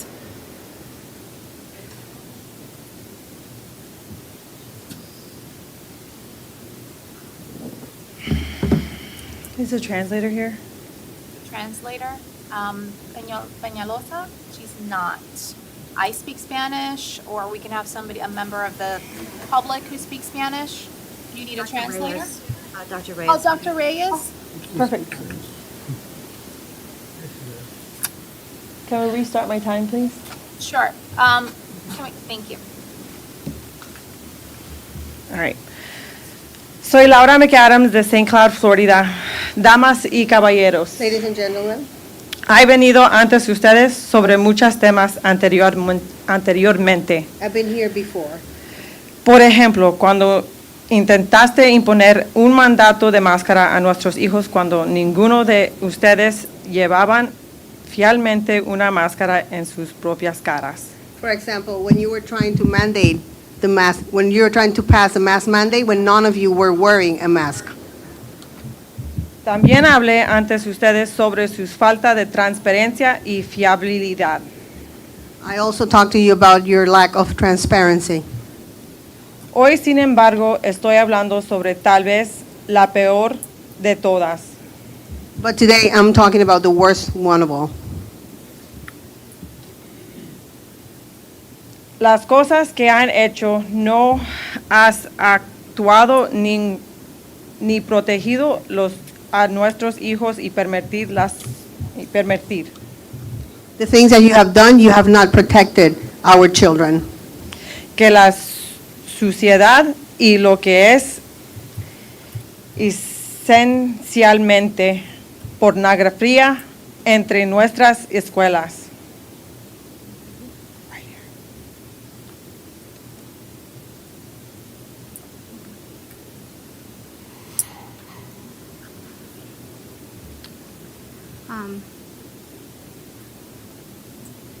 You haven't protected us, our children, to permit such ugliness,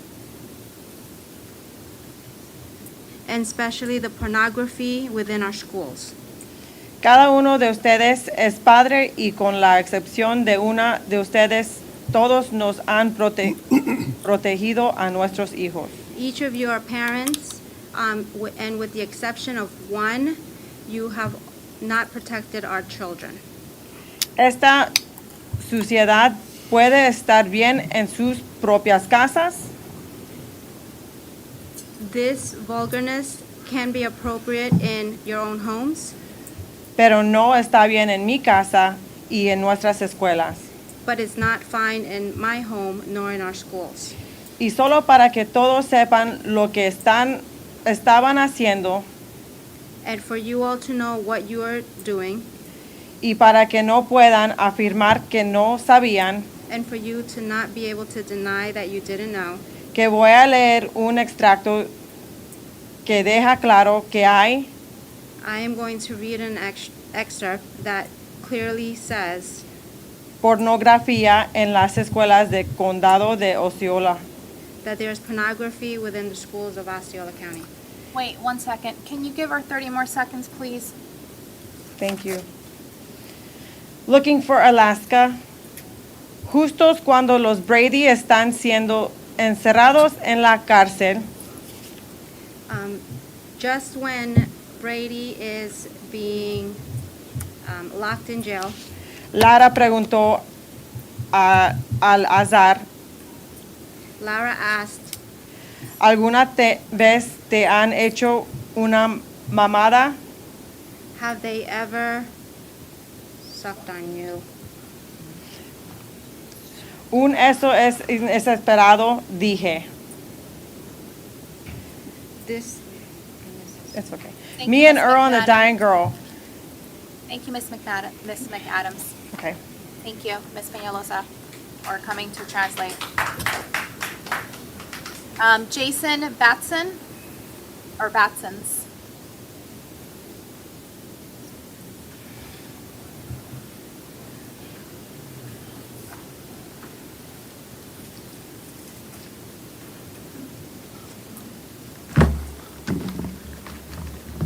I'm going to read something out of a book that got pulled out of Harmony High School, so I want to apologize in advance. I did get an education in Osceola County. Henry came to the side of her bed and pulled back the covers. Naomi sat up quickly and scrambled backward. "Shh," he said. He took one of her hands in his and squeezed it. Come on over here. He pulled her to her feet, close to him. He shifted in his pajamas, and the part of him that made him a man stuck out, reddish purple and frightening. She had never seen one before, except on a baby. This was different. He lifted her hand to his mouth and licked it. Then he lowered her hand down and closed it around the hardness. His hand moved hers. His left hand gripped her shoulder, pressing her head tight against the hard, flat plane of his stomach. She watched her hand move back and forth like it didn't belong to her. In the distance, she heard the train pass. A moment later, the thing leaped. Henry's whole body shuddered, and a hot mess lay across her palm between her fingers. Wow. Henry wiped himself quickly with a handkerchief. Then, never letting go of her shoulder, he urged her toward the door. Come on, he said. Once it was open, he walked her to the bathroom and then guided her hand to the sink. Another spot here. Don't do this, Henry. Naomi's lip trembled as she spoke. Down, Henry ordered. She dropped her to her knees. The clouds cleared. Then tears shone on her face. Beto wanted to run to her, but he couldn't move. Lie back. Open your legs. Stop crying. Don't try to tell me this is the first time you've done this, Henry said. Henry, she protested. I've never. You've lied enough already, he said. Then he pushed her back until her head was on the ground. Beto, you come here. Watch. Don't try anything. I've got the gun right here. Beto looked around long enough to see the revolver in her father held near her sister's face. The shotgun lay on her far side of Naomi, right out of reach. Beto did not watch, but he heard Naomi's pleas, Wash's shouts, the sound of him pulling out the ropes, Henry's fist slamming into her sister's face once, twice, 3 times. Henry shouting, "You like that? Keep it up, boy.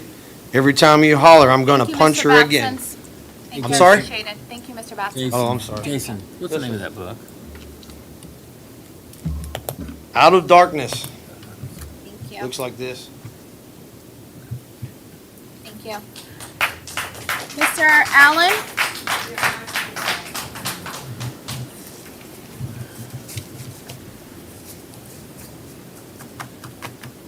Larry Allen, 722 Mabbitt. First of all, thank you all for your patience. Thank you to all those who have chosen to participate in this process, whether or not we agree on some things.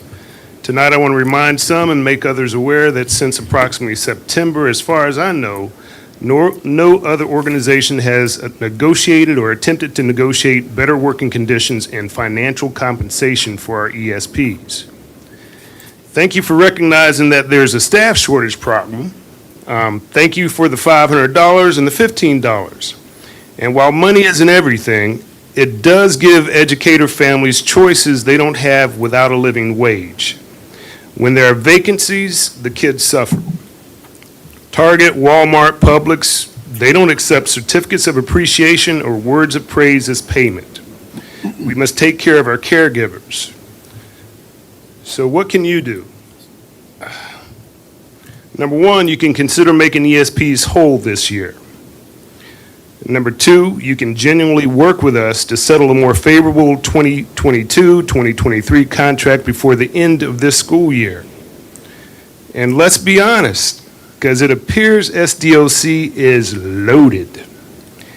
If you look at all the new and renewed contracts that we're putting out there, there's a lot of cash changing hands. So in closing, if you have the ability to do what needs to be done to encourage, you have the ability to do what needs to be done to encourage, to grow our own, and to provide financial opportunities for our employees who've met tremendous unforeseen challenges to give our kids their best shot at success. And that's it. I'll stay on message, Larry. Y'all have a good one. Thank you, Mr. Lair. All right, we're moving on to item 17.01. That is Mr. Koppenbacher. What comments do you have for us? Yes, I would ask that whoever has this list of 850 books, could I get a copy?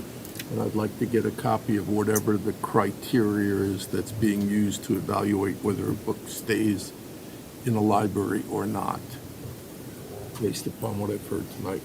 Thank you. Is that your only comment? The only comments, so whoever has it, if they could get it to me, I'd appreciate it. Okay, Mr. Thacker has a I've got a question for you, Mr. Kruppenbacher. I want to find out where we're at with these investigations, but when I was deposed on this thing, I don't know, a couple weeks ago, 2-3 weeks ago, they told me that it was very focused on kind of one issue, but the questioning was fairly broad. And I don't really understand how this whole thing works, but I guess my feeling is, as they go through this thing, if there's nothing else, if there's nothing there or nothing else there, we need to know that so we can move past this. However, the exact opposite, if there is something there and different things there, I'd like to know that too, what their final conclusions are, and get this thing wrapped up, finalized, and let's move on out from underneath it so it's not hanging over this board's head. I don't want to have these, I guess where I'm going is, I'd like to get this resolved. I don't want to drag this thing out, another item. If there's nothing there, let's get it done. Let's relieve Mr. Arguello. If there's something there, let's address it all at once and be done with that too. The board has a rule. I've never seen this rule in any government, but it's there. If I had been the attorney, I would never have recommended the rule. That says it's very limited in terms of if there's a complaint made and it's identified to be within the confines of that rule against a board member. There's no discretion on the attorney's part to decide, hey, this is garbage, this isn't garbage. The general counsel has to send it out for an investigation. All right? So I then have directed the investigators in every investigation, they are to stay within the confines of that rule, and I'm not interested, because I'm not empowered to know whether there's a violation of anything else.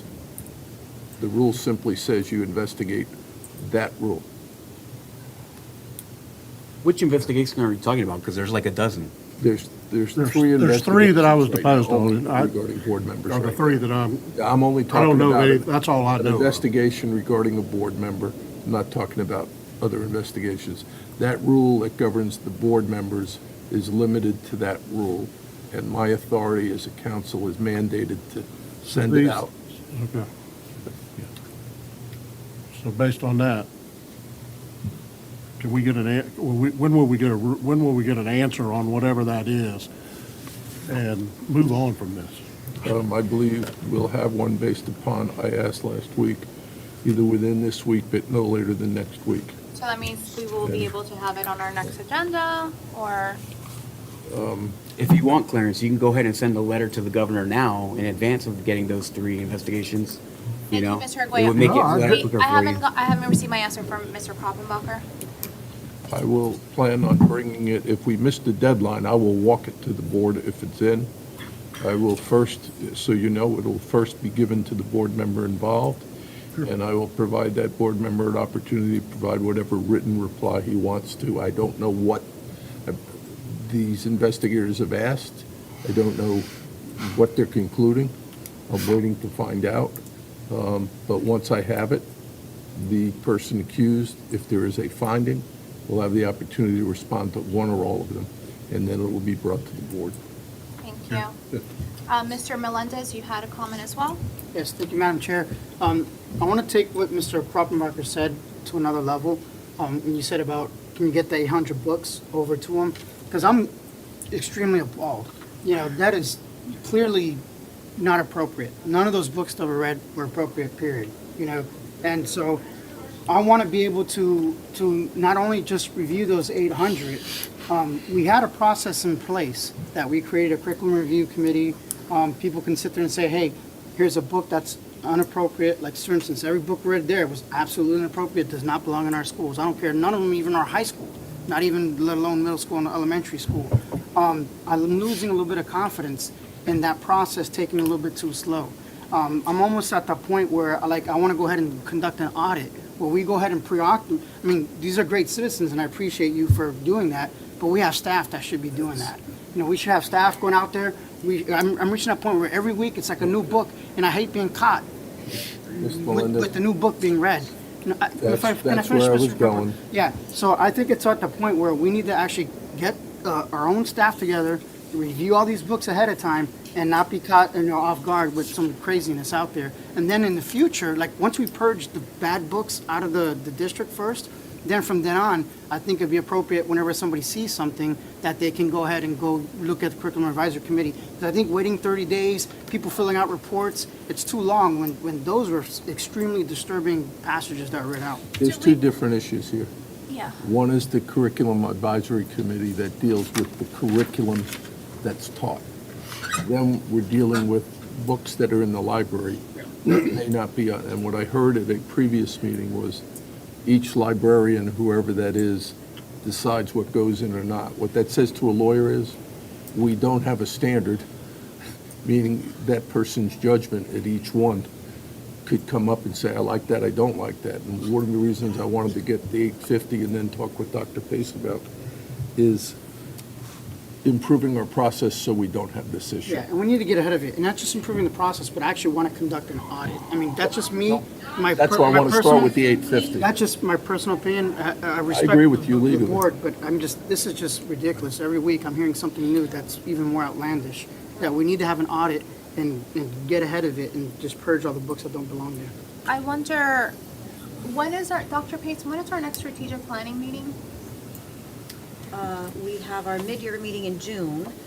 We certainly can meet ahead of that if the board wants to. Well, I just don't feel that I'm educated enough in understanding the process of acquiring books, Rather than lay it all, that's where I was heading when I asked for all this, was to be able to get with Dr. Pace and come back to you with, here's how we resolve this once and for all. So, if I may, I know that we all have, we're very busy people, and I don't want to add more meetings, but I do think that I would like to have some kind of meeting to understand the process first. I just want a workshop?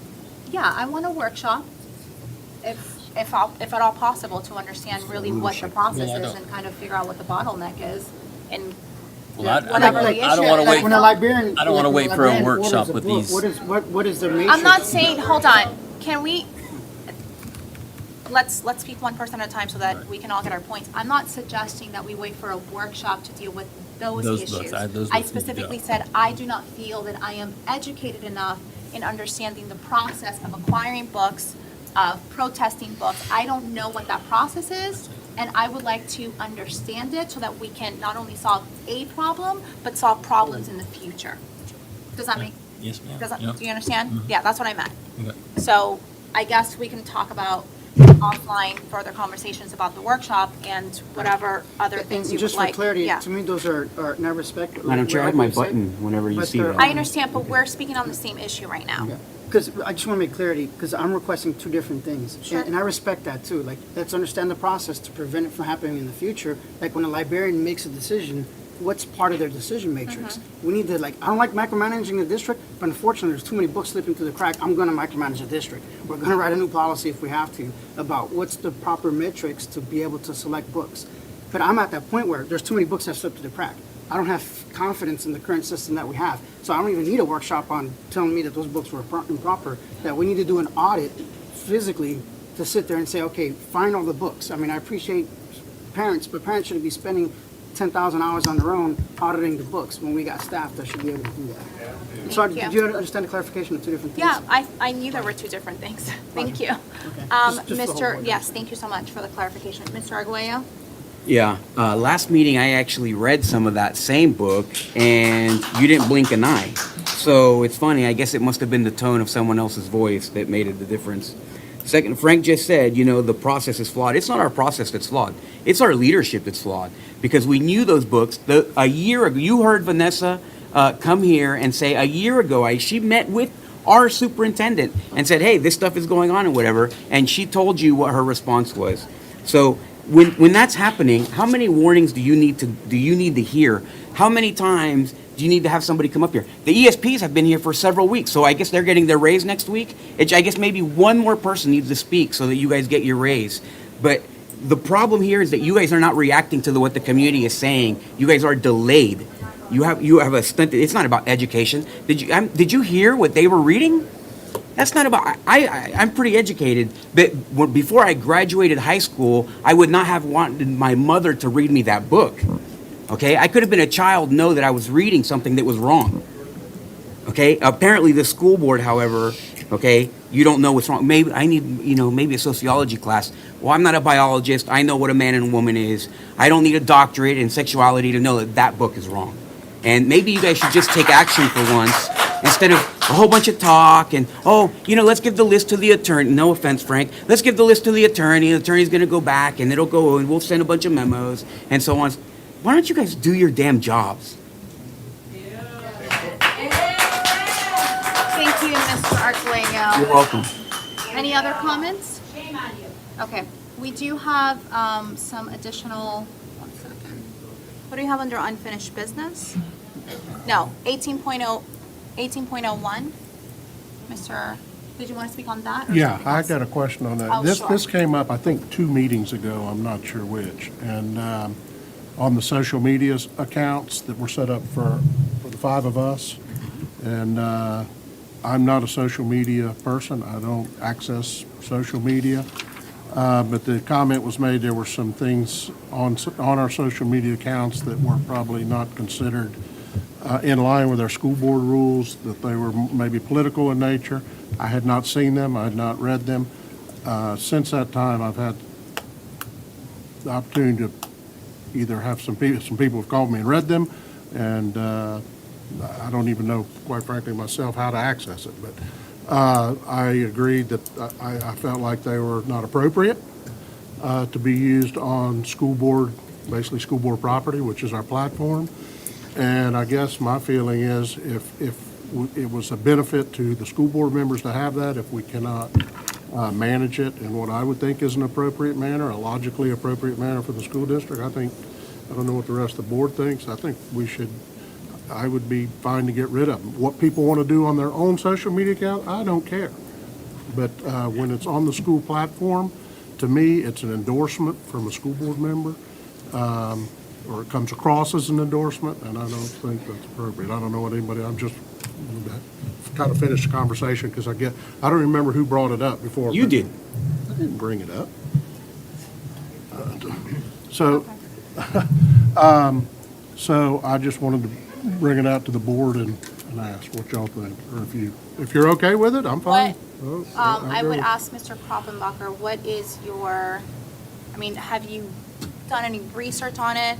I can tell you, not that, we're asking for opinions here, but I remember going through training and specifically being asked to not share personal views on the school board site because it reflects on 5 people instead of 1. That's where I would be concerned.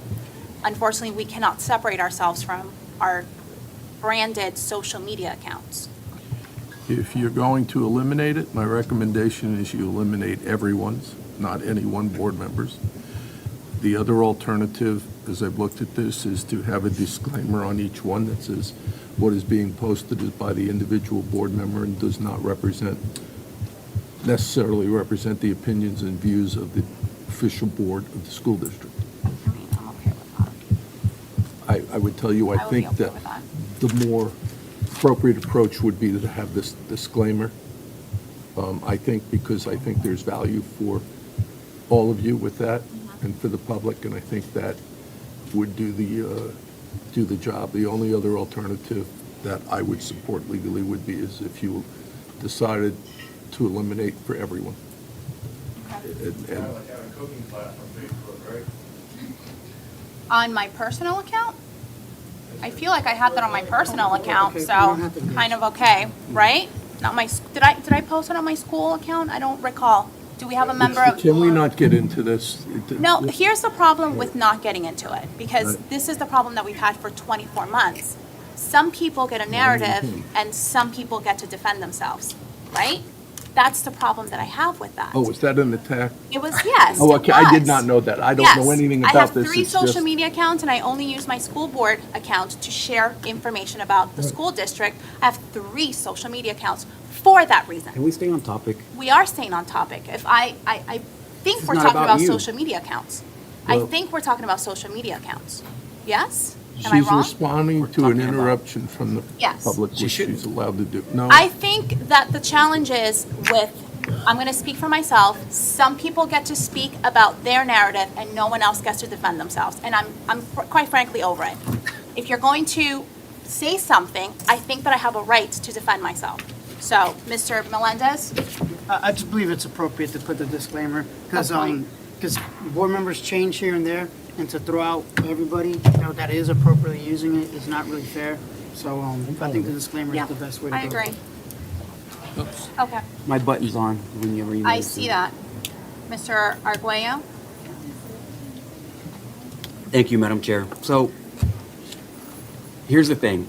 If I went according to what Mr. Thacker wanted to do, I wouldn't have give access to anyone in the community to me.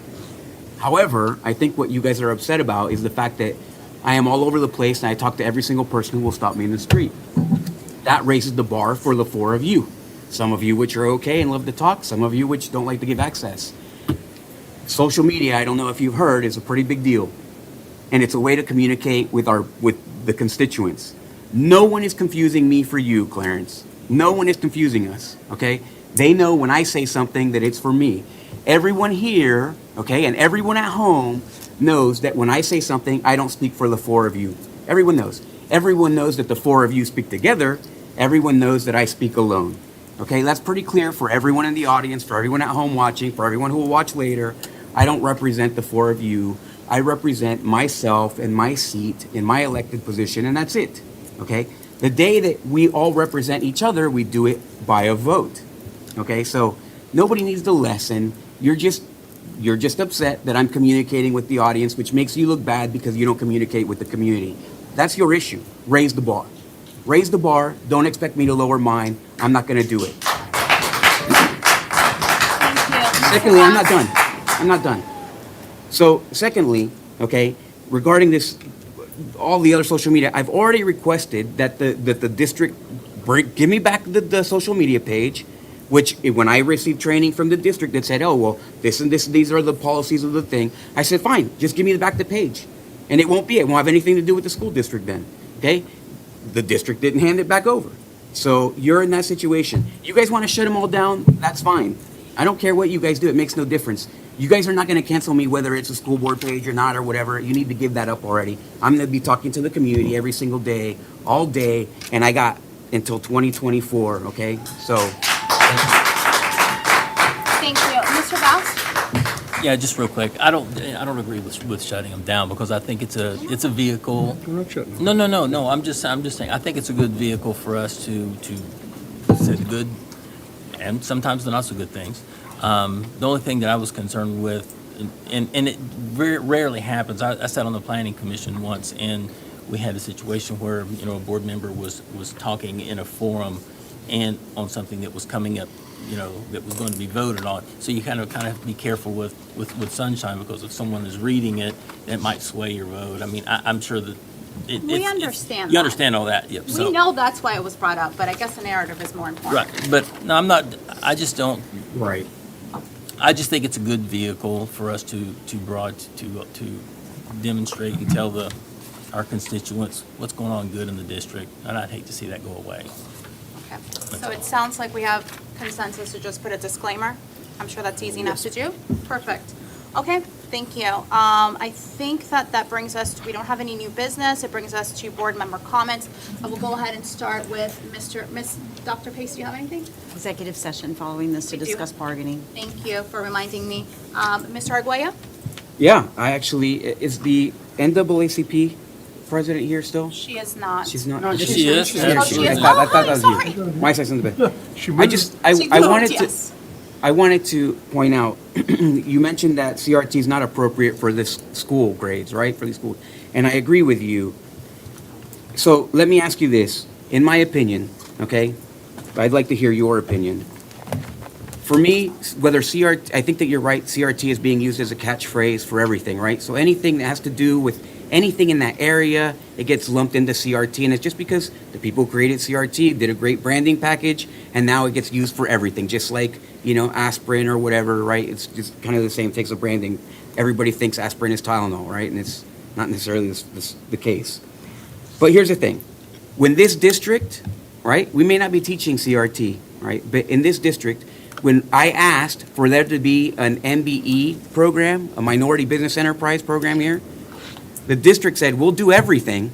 We'll do local, we'll do veteran, we'll do this, we'll do that, we'll do everything. But we're not going to do an MBE program. That's one thing we won't do. So for me, there's nothing more racist than to say that we'll give a contract to anybody, except we will not put in an MBE program. So you can talk about equity all day long, every day, 24 hours a day, but equity doesn't mean anything to anyone if you are not willing to incorporate the minorities into the businesses and the contracts of this school district, right? So everything else that everyone tells you, that anybody talks about equity in this room, I just they're full of it, okay? Because we looked at an MBE program and we were like, nope, we're not going to do that. We're not going to do that. So when they talk about equity, let it be about money first. And then, because I don't care what anybody here says. I don't care how they feel about me. I don't care what they feel about my background. I don't care about any of that. But when I'm taking care of my family, I need to bring food to the table, right? And that's one thing that we're not doing well in. So when we talk about equity, let's talk about equity in business when it comes to the school district, because that's where it's needed the most. I wanted to tell a speaker who had so much loss this year that I'm going to pray for you. That was a lot of loss. And as someone who has dealt with a lot of loss in a short time span, I felt for you. I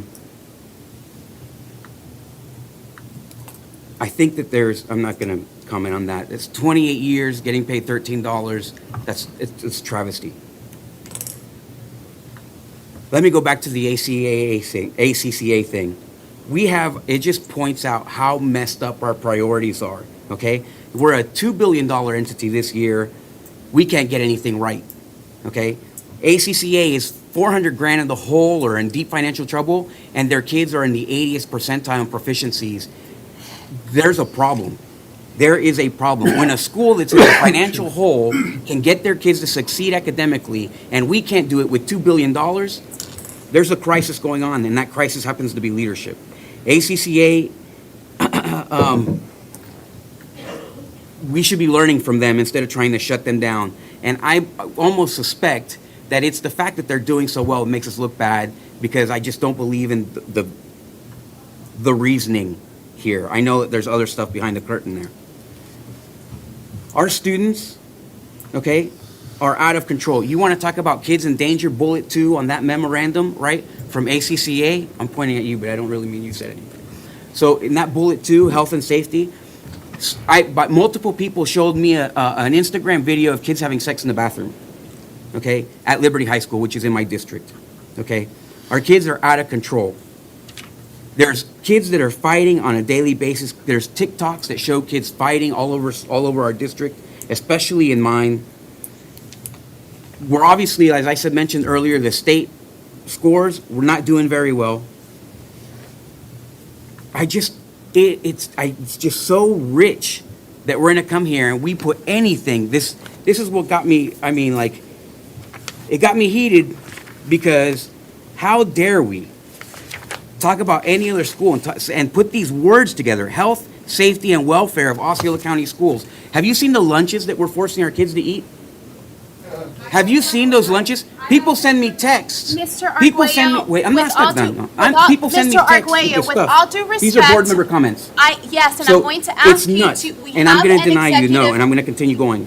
I'm Mr. almost done. Mr. Kroppenbacher, Calm can down. we limit the board member comments? Not now. Not in the I'm middle of what I'm asking for the speaking. future. Then can you not interrupt me, and then you can ask them when I'm done? Thank you. We have an executive Last meeting, I committee. read those. Look, here's the thing. Our kids, we're not doing well for them. That's the bottom line. And that's what I'm fighting on a constant basis. You're worried about social media. We have kids having sex in the bathrooms. We had kids having sex against the building at Harmony. Okay? There's a gentleman who didn't get to speak. He didn't turn in his card, okay? But he was coming in to advocate on kids who are being sexually abused. And I'm going to end by reading a statement from a kid at one of our schools.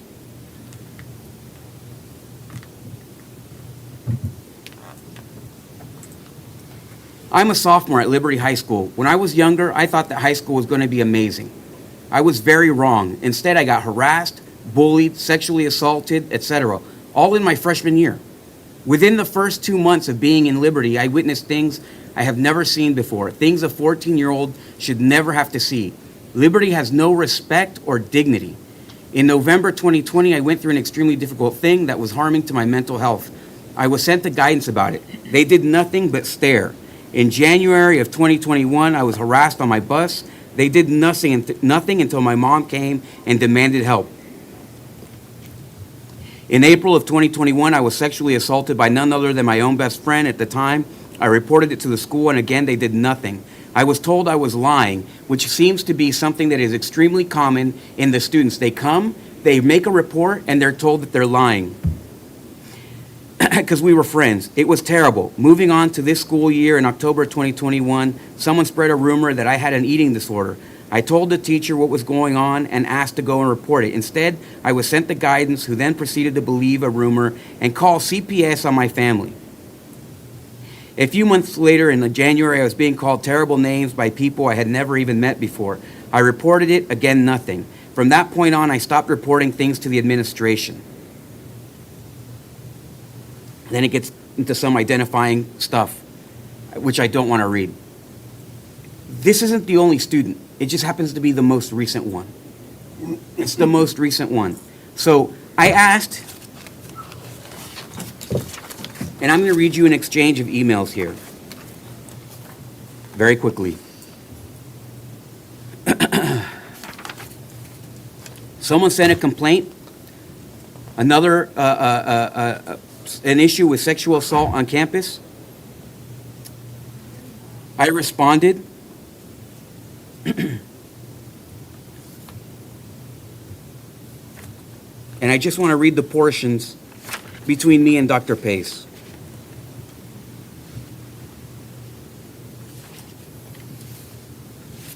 Dr. Pace, the thing about this is concerning to me, aside from all the obvious factors, is the accusation that the principal called the students liars and did not take it seriously.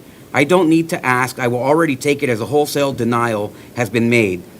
That how do we know that the procedures were followed in this particular instance? And when something as significant as this happens, do we go back and review the process which was followed to ensure that policies are being adhered to?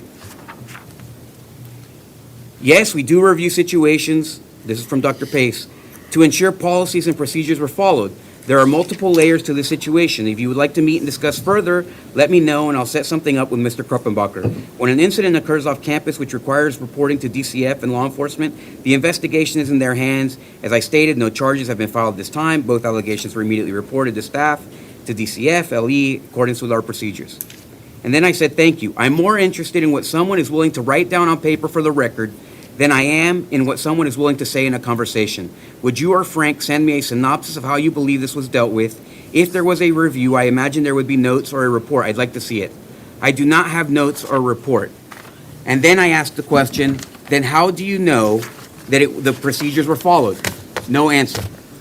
Whenever I ask a question about this district and how we're doing something, I expect an answer from you, if it's to you. I don't care whether you like me. I don't care whether you have respect for me. I don't care what your procedures are or whatever. What I care about is that there's a written record. I don't want to have a conversation with Mr. Kruppenbacher, and I don't want to have a conversation with you at some table where you're going to threaten me to go public again. What I want is for you to put things down on paper in an email to me when I ask a question, because I'm not just asking on my own behalf, I'm asking on behalf of our community, and we deserve for people to be able to state things on the record. I was not asking about anything confidential. What I was asking is, how do you know? We should have a report from the superintendent to each one of you, if you guys all care. We should be sent a report every week with all the issues that are going on our campus so that we can decide what's important enough to ask about or not. The fact that we don't get a report knowing, we get a text message, oh, some little kid tripped and blah, blah, blah, blah, whatever. Those are the type of synopsises that we get. That's not what I expect from a $2 billion organization. What I expect is a report that's professional and says, this happened on this day, at this time, at this school. This would be, on a scale of 1 to 10, a 10. Pay attention, board members. Not everyone cares, I know, but I do. So if there's something else, this is a 1. Okay, fine, I imagine they're going to handle it. But when it's something like sexual assault, we should be all over that. There should be a written report, there should be a ton of evidence, and we should be covering all of our bases on those types of issues, especially for a district which does nothing but talk about social emotional learning all day long without providing any to the students. Thank you.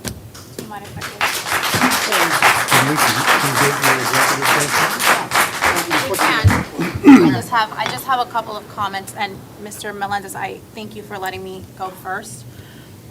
Dr. Pace, I know of this issue, and I know that it's been handled.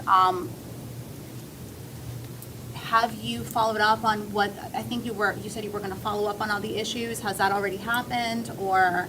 The investigation is still ongoing. So the investigation is still ongoing? Okay, because I do not write a report every time I speak with one of our principals. No, I understand, and I just, so that, because we're just saying about, talking about everything that happens, I know that you send us information when things happen.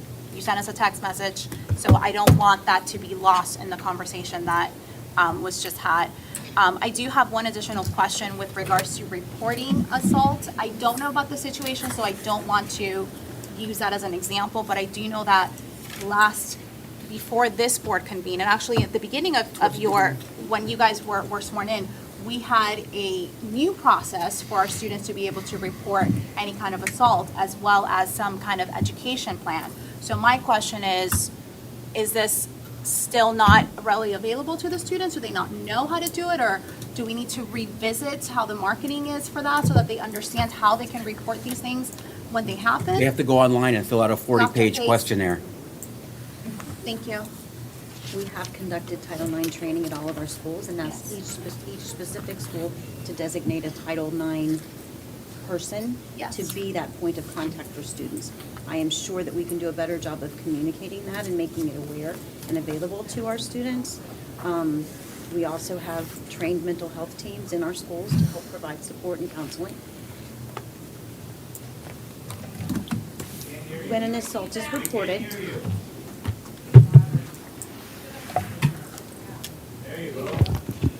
when assaults are reported, typically it is it's required that we contact DCF and engage law enforcement. There are two separate processes when it happens off campus and when something happens on campus in terms of our authority for the investigative processes. In this particular case, both incidents that were reported happened off campus. Incidents were reported to DCF and law enforcement, and safety precautions were put in place for the students involved. God bless you. The investigations, as I said, are still ongoing. Okay. At this time, no charges have been filed. Thank you, Dr. Pace. Mr. Melendez, once again, I apologize for skipping you. Thank you. I apologize it's so late, but there's a couple things that I wanted to get over there. One of them was to clear the record on one item that was mentioned. There wasn't an MWBE program accepted. We said that we were going to do local vendor preference first, and then we had to actually change our systems in place because you just can't do it overnight. There has to be studies done to justify that the program to be created, to be implemented. And one of them is we have to start counting who's a minority, who's not a minority, and things like that. So there is a process in place. So I just want to clear the accuracy of that. It's not the board denied it, it's just that there's a process on how things get done. We just can't say we're going to do it. We have to actually do an equity study, spend $1 million, and do things in place. So that was clear. The other thing too is I had a chance to talk to some paraprofessionals myself as well. Some of them even got awards here, and I don't want to name names because I kept saying that, I like to get people's feedback on what's going on. And one thing they also mentioned was that the fact that, they mentioned it today during the meeting, but I heard about it before that, was a lot of them were being pulled from being paraprofessionals to being substitutes, relatively frequently. So it's not just an occasional deal. But she didn't have access, or I don't want to give away the person, sorry. They didn't want to give away, but they didn't have access to the professional development piece of it. So if they're paraprofessional and they're gonna be teaching in classes, they're gonna be doing cups, they have no clue what cups are. We're just kind of throwing it on there. And so if that's gonna be something that the district is doing, that maybe we open up professional development courses and make that available to them. And then we should also, and we mentioned this before, I'm just kind of reiterating it. We talked also about the substitutes becoming real teachers, and that includes the paraprofessionals. We have a program for paraprofessionals if they desire to, because I heard today that not everyone desires it. But if someone desires it, we want to encourage that as much as possible. So I think that we want to make sure it's uniformly communicated. So I know it exists already, but I'm just saying, I just want to make sure that every paraprofessional here knows that if they do desire to be an educator, that we're going to put them on a track for that. And then the other thing that person mentioned too was, and I don't want to say what's minor or what's not minor, I'm just communicating because I do value and respect the opinion of the ESP, and that's something they mentioned. And it's about vendors, like if they have to order pizza or something, that was the example I was given, that they have to kind of like redo the whole bid over again, that it'd be nice if there was like some pre-approved vendors that they can just select from and not have to go out there and, go through the process of selecting a vendor to like order pizza. So it becomes like just a little bit more extra work for them, that if we can kind of streamline that for them for like different items that they do. And then the last item, there are two more items real quick. Mr. Kroppenbacher, the new bill that the governor passed, the parental education, I'm sorry, it's been a long day. Part of that issue was that the parents can sue within 30 days. That is a concern. Has the rulemaking been implemented on that? So like, if we have processes in place that we can delay that? Because, suing, when the board has to have an opportunity to respond. I'm working with Mr. Boyd on that now, and we'll come back to you at the next board meeting with the final update. He just returned from Europe, so.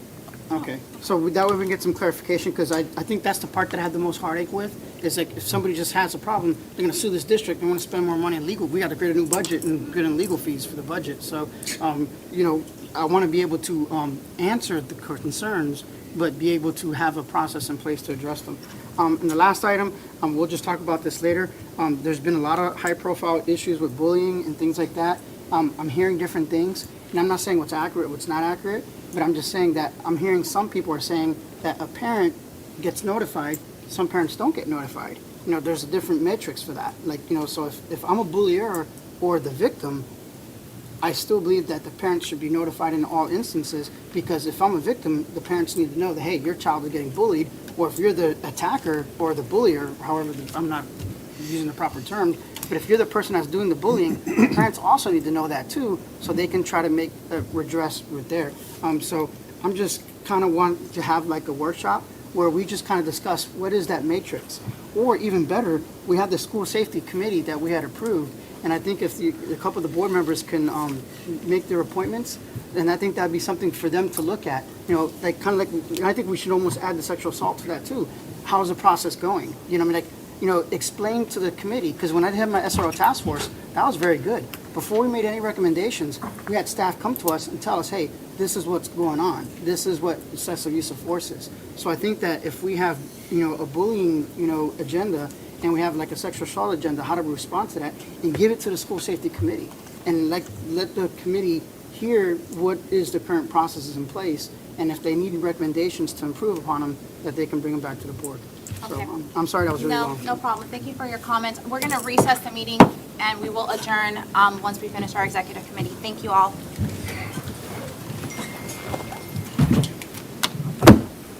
Wow, yeah, let me